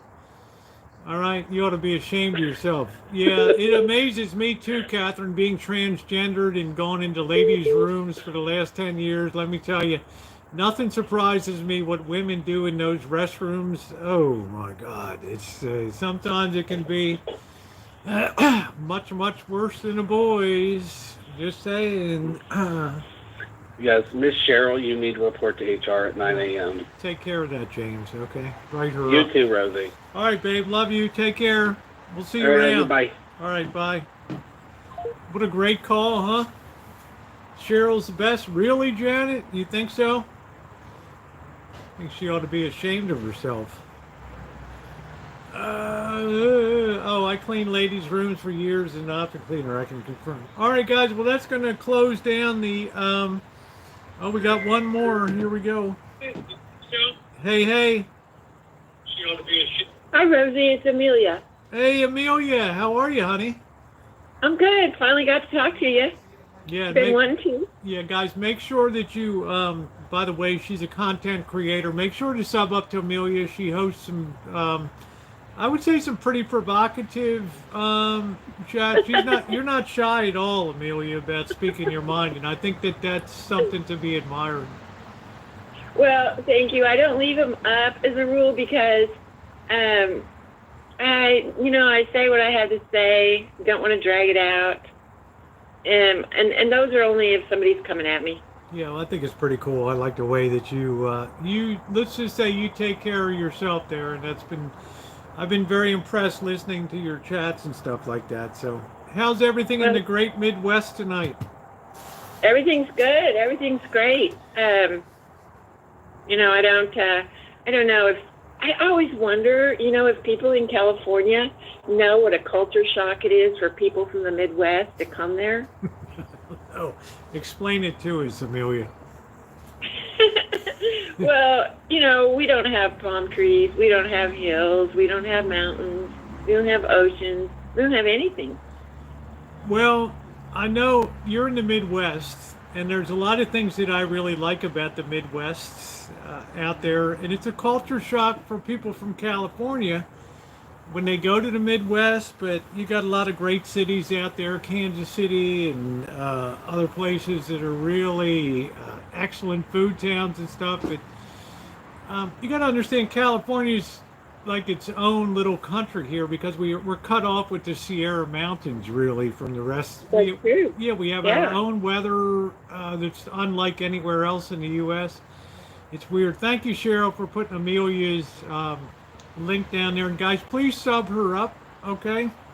And start to Thank follow you. a couple of her. She doesn't chat too often, live stream, but very intelligent and not afraid. She's like a Cheryl S. She's not afraid to speak her mind, which is pretty Well, cool. I'm gonna.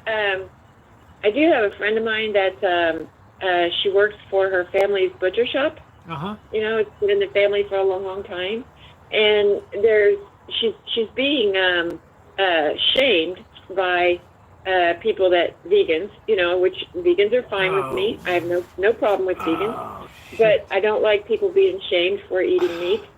And so here this weekend, probably I'll have her come up and talk about how. Oh, that'll be cool. That'll be cool. Yeah. You know, it's there's a reason God gave us teeth, right? And I mean, we eat plant and meat. I mean, that's the way it is. So, you know, I don't know. Is it Tawanda? Yeah. It is Tawanda. Yeah, I don't know. Hold your ground, honey. You don't have to apologize for anything. I mean, on every angle you take, from religion on down, dominion over the animals. I mean, what the hell? Who doesn't like a nice steak, right?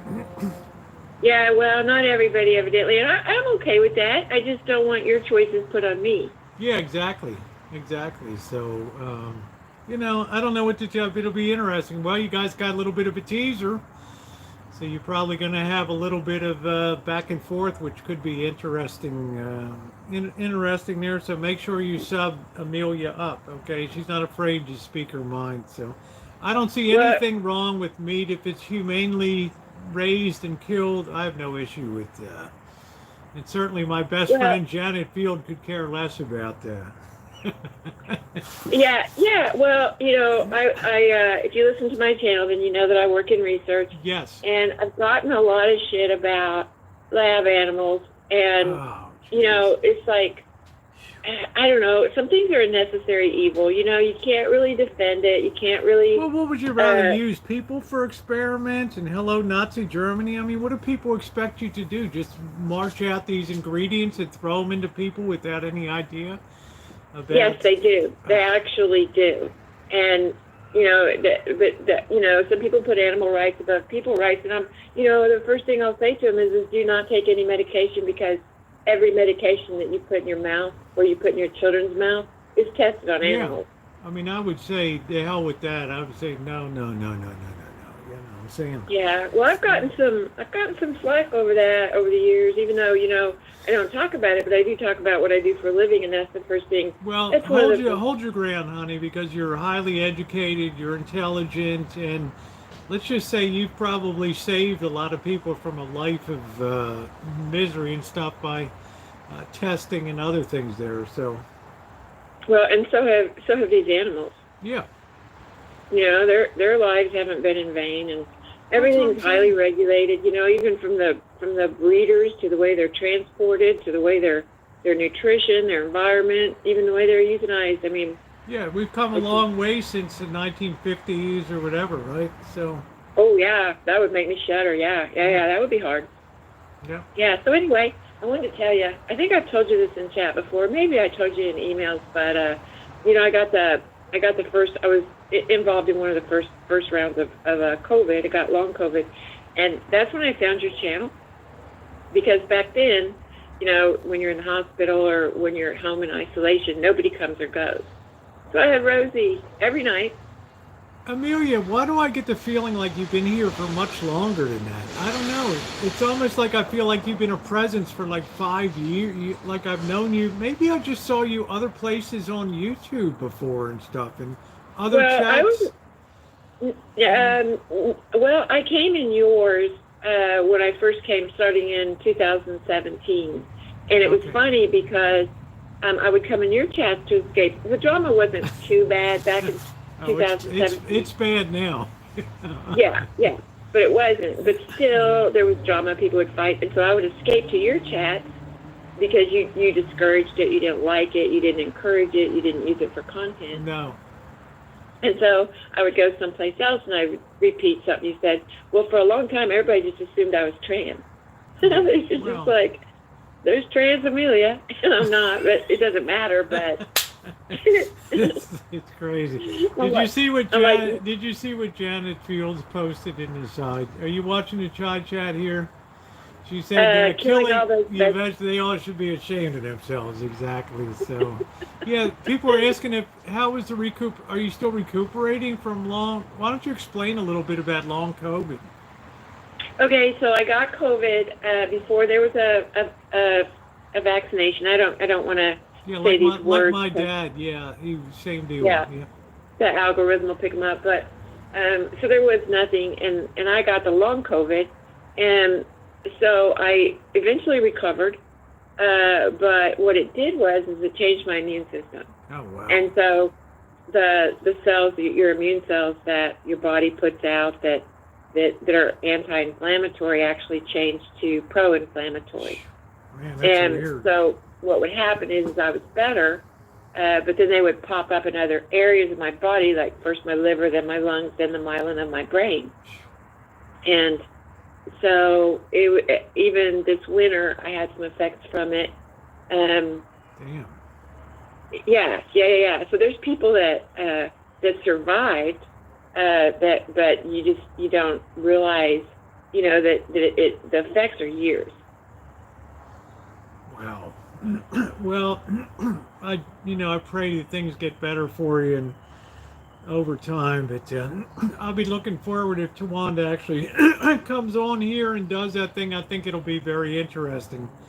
Yeah, she should be able to defend her livelihood. Yeah, and I think Remember, she's pretty chill. I mean, she's not going to go off the deep end on you and stuff like that, but it's my chance the first time we've talked to personally thank you. You've done a lot of things for my channel. You've been a great supporter, and I wanted to just personally thank you for, and I'm not talking about a couple times, I'm talking about for years. You have been a quiet supporter of this channel, and I just wanted to personally tell you thank you for what you've done for me and your kind heart. I mean, you're really a rarity in a lot of ways on YouTube, so I wanted to thank you personally for that. Well, you're welcome, and you know that I thank you for your content always. I don't know, G. Williams. I'm not advocating for hurting any animals or anything. I'm not. No, I don't think you do that. So, but you're just No. like, respect my opinion and I'll respect yours. Okay? So, you got a job to do, and you do it well. Well, the only other thing I wanted to tell you was, you helped me get my channel back through email. You gave me some tips and stuff when, I used to do parody videos and would ask permission of the people that I put in my videos if I could use them, and they would say yes. Yep. Somebody decided that wasn't nice and tagged me as a bully channel. Too And you bad. helped me. Yep. You helped me get my channel back, and Yep. Too So I bad. appreciate that. It's not a bully when somebody gives you permission. Sorry. It's like somebody that was willingly in a video I did in Milwaukee, willingly in the video, tried to drop a privacy strike on me, and I said, well, I found the timestamp. I said, here he is telling me, go ahead and please do a video of my van for YouTube. Okay. there you go. And YouTube. And what's the point of taking someone's channel, giving them a strike? I only did that one time. Only one time. And it's when Elvis Travels used several channels to drop multiple copyright strikes I remember on me. that. Yeah, that was it. That's the only time that I ever did anything, and I immediately got his channel taken down for he doesn't understand when you have 30,000 plus subscribers, YouTube listens to you when you tell them something's going on. but you didn't deserve that. You had full permission to use that, and you did the stuff the right way. You know. Well, I appreciate, Elvis Travels gave me some high anxiety because, you did your live streams indoors during the holidays, and I was always like, it was like a direct shot to looking at his falls, and it made me uncomfortable. It was like something's going to show, and Rosie's not going to know. I have some good lookouts. My moderators are, they may not have liked the content, but they would say, one time I'm up here picking my nose, and the stream's still running. Right. I mean, I had something that was impacted up there, and it's like, oh, I'm getting all my phone's blowing up. You're still live. What? Are you serious? Oh, yeah. Yeah, Carlos Martinez put it up. Yeah, it was really, really funny. But oh my God, I'm glad you're doing. I hope you continue to get better, Amelia. With this long COVID. I think I'm there, Rosie. I think this was the last complication. Okay. Yeah, so well, I think I'm there. I do appreciate you calling in. Okay, well, you're welcome, and it's nice to finally talk to you, and I'll be around. Yeah, make sure you call in again, okay? You're very interesting. And you guys, okay. You guys make sure you're subbed up to her channel, okay? Because I don't got anything against, I don't know Tawanda, but I'm saying anytime you get people on different sides of issue that are reasonably intelligent, it's not going to be a screaming and, they'll get their points in, okay? All right, Amelia, thank you. Thank you. Bye-bye. Wow. All right, guys, well, I think I'm not going to get something to eat if I don't if I don't get on my horse now. Right, so we're going to say thank you tonight for the call-ins, and I don't know how many calls we took. But we took a lot of calls tonight, so it's probably a little bit too late for me to do a full-on stake, because we're coming up to 4 hours here, so I guess I'm going to, it was fun, right? So I guess I'll just, I don't know if I'll make a sandwich and have another beer real quick. I don't really feel like fiddling around with, probably save that for tomorrow. Bobby's not going to come over because like Janet and the boss are going to be watching the football game. I think that's 5 o'clock tomorrow. Pichu, thank you. I don't think I'm going to cook the steak up tonight, but I think I'm going to go ahead. We've been almost 3.5 hours here. If you guys want, I can stay on a little longer and just make a sandwich. And, I don't have to close that immediately, but I don't think I'm going to, I'm going to save the steak and probably do it up tomorrow night. So, yeah, James, you really cracked me up. So I think I'll go inside here and just make a sandwich real quick. I think I got some stuff. Ooh, who said that? Nino, can I go to bed? Yes, honey, you can go to bed. We give you permission. Oh, that was nice. We had such great callers tonight. Unbelievably cool people on here. Interesting, too. How about James? We're laughing our ass off. I'll be back in a minute, guys. I'm going to eat meat. Because we're caught in a trap. I can't look at because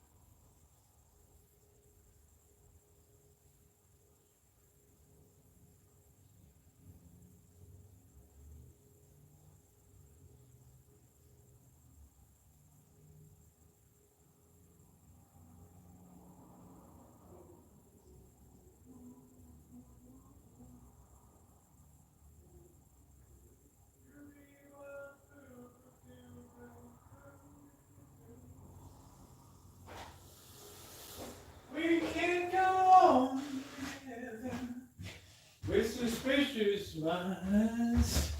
Well, the great Janet Fields didn't call in tonight, huh?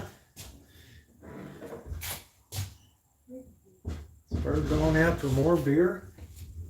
How's he doing? Man, he really slums at that. He really bangs out the door. We finished the New York Times early. I love the New York Times. I love the New York Times. Only paper I subscribe to. All right, let's see. When an old friend you know. I'll go through. To be the through. Oh, we got Hostess Classic White tonight. Ooh. How about that? We're living high off the hog. What do you guys think? Ooh. Hostess means quality. We can't go on living with suspicious minds.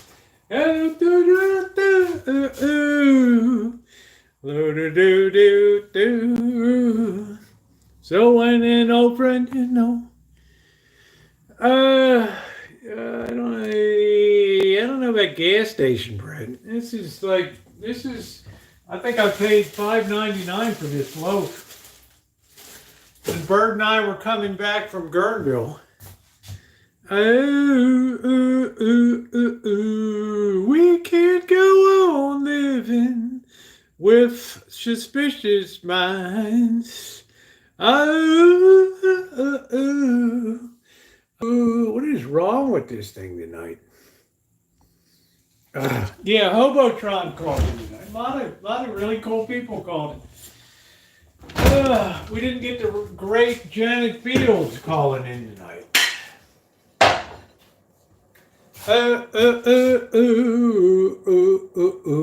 Get Nature Zone. I don't even know what the hell that is. I always go into the store and I always try to find what's on the lowest shelf of the store. All right, therein you find value. All right. Look up in chat. What am I looking at? What is that? Look up in chat. The hell am I? What is that weird looking on your can? Look like it's my juicer. My Electrolux juicer. So when an old friend you know, this is the good stuff. I know Mr. X is on here. He's a Carl Budig aficionado.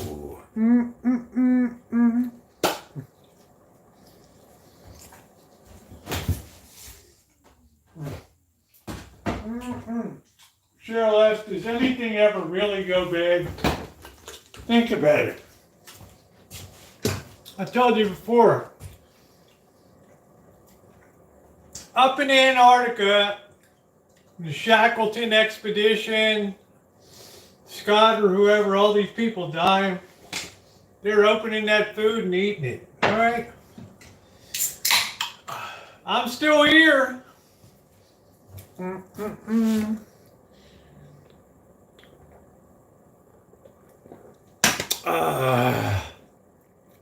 Saturday night. Cheers, everybody.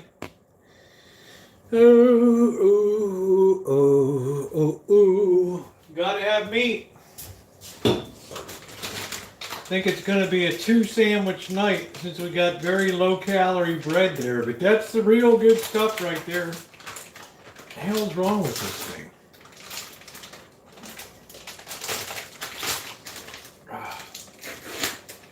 All this. Ooh. Now we got the better stuff. I went for the Oscar Mayer.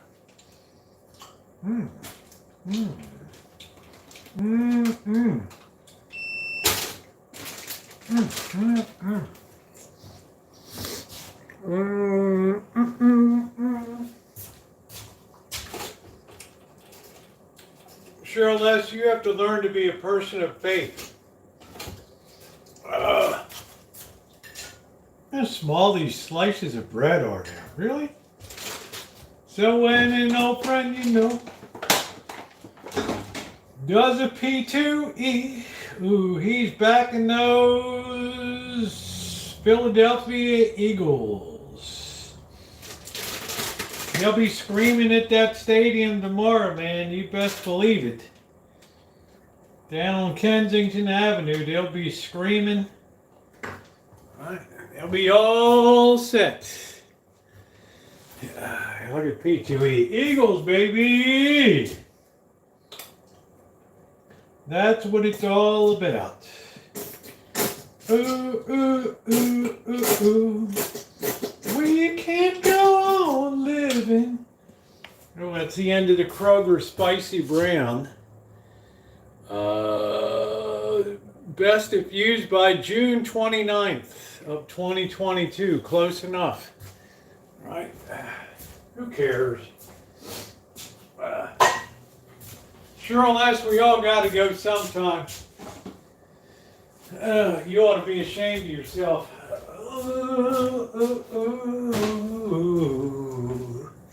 We can't go on.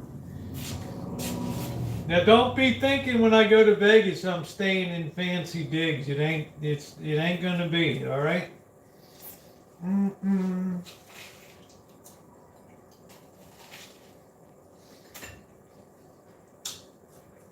Last time there were a couple cockroaches mating in the corner. I didn't need to see that first thing in the morning. I mean, what the hell? It's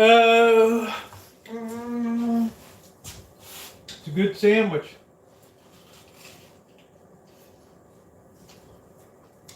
That's classic right there.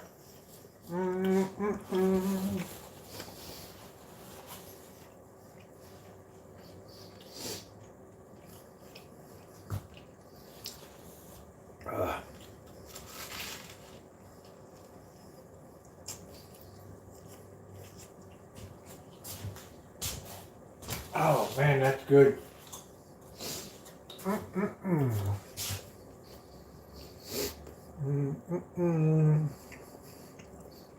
Yeah, last time it was pretty rough. I don't know what happened. That place really went downhill. Of course, you might say, define downhill from there. There's like pubic hair all over everywhere. It's like, damn, man. What the hell? Well, hey, Brenda. Parking lot is noisy. It's like somebody shaved their balls or something. Sorry.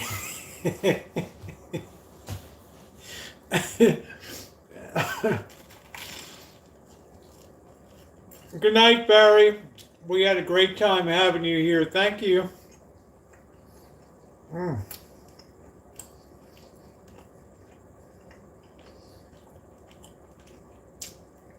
Downstairs, they're like, oh, we'll have somebody come up and check on them. What the hell's there to check on? You think I'm just bullshitting? You know?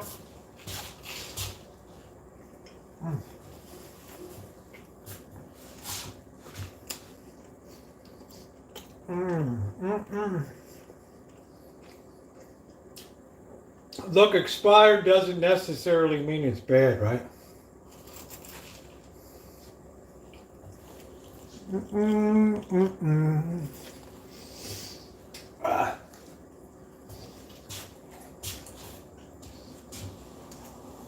How has Cheryl S. stood it all these years, huh? She could be off on a classy chat somewhere.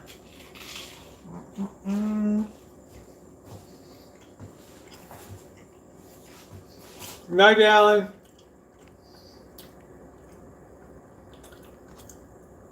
Soy boy.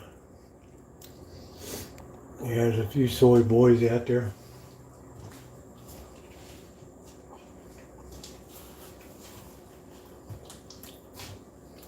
few soy bombs.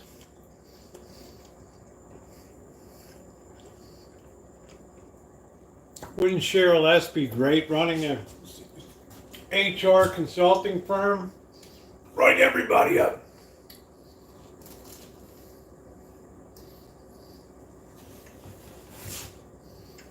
I'm used to standing up. I'm from the city.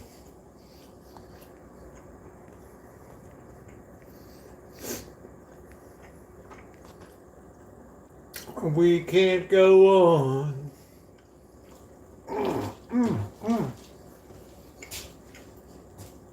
Amelia, we loved having you here, honey. You are awesome.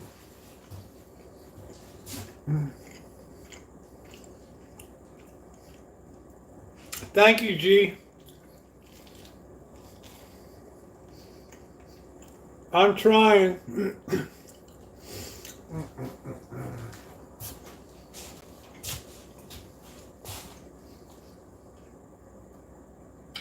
Man, that was delicious.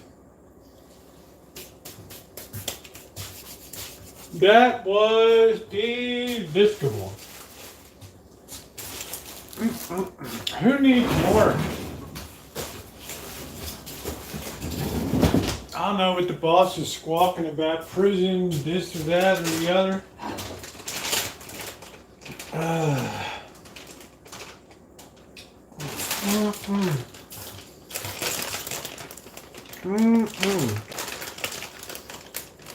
Delistable.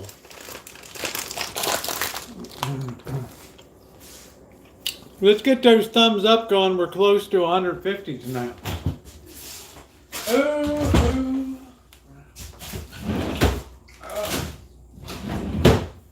Man, that hit the spot.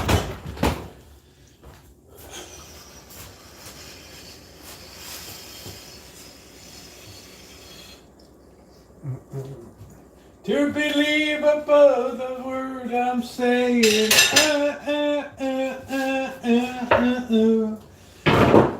can't go on living with suspicious minds. Do. Sometimes the chat's advancing tonight, sometimes it's not. I don't know what's going on. We lost the chat for a little while. Oh, that was insane. Ooh.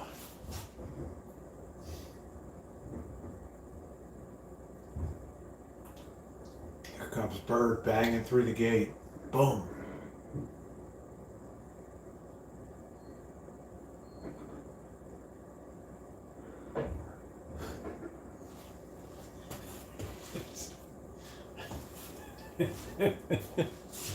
Bird's always stumbling through. More beer. Yeah, those damn North Koreans, little bastards. And me liking that Korean chicken so much, right?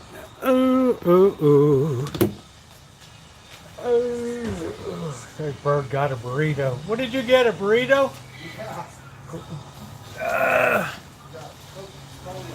Coca-Cola? The hell, man, you drinking Coke on top of beer and everything? The hell's that?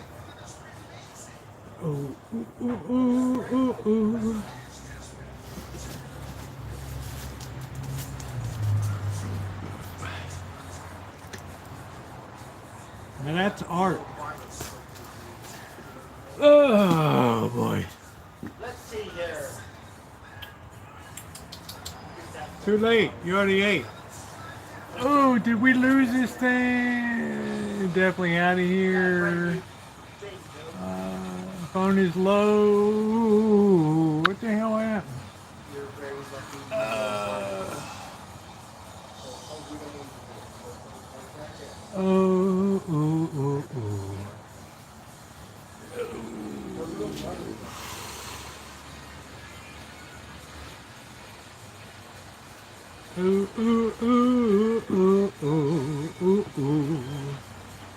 In old Napoli, when the moon hits your eye like a big pizza pie, that's amore. Do-do-do-do-do-do-do. Oh, Everclear. We used to do that for our grain alcohol parties. We still live in Alpo.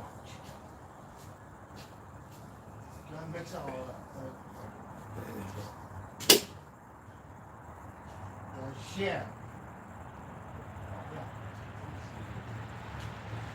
Oh, and please don't write me complaining that you got booted from the chat, okay?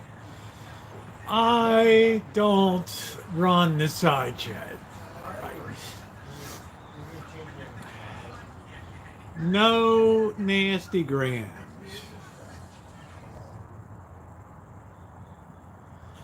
Let's see.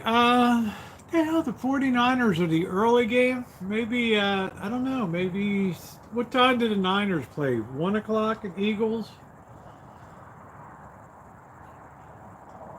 Like 4 o'clock? They're going to really be cold and, pardon me. They're going to be really cold in Kansas City tomorrow night. It's going to be about 16 degrees. And that wind's going to be whipping out of the north. Yeah, it's going to be cold at Arrowhead. It's going to be cold.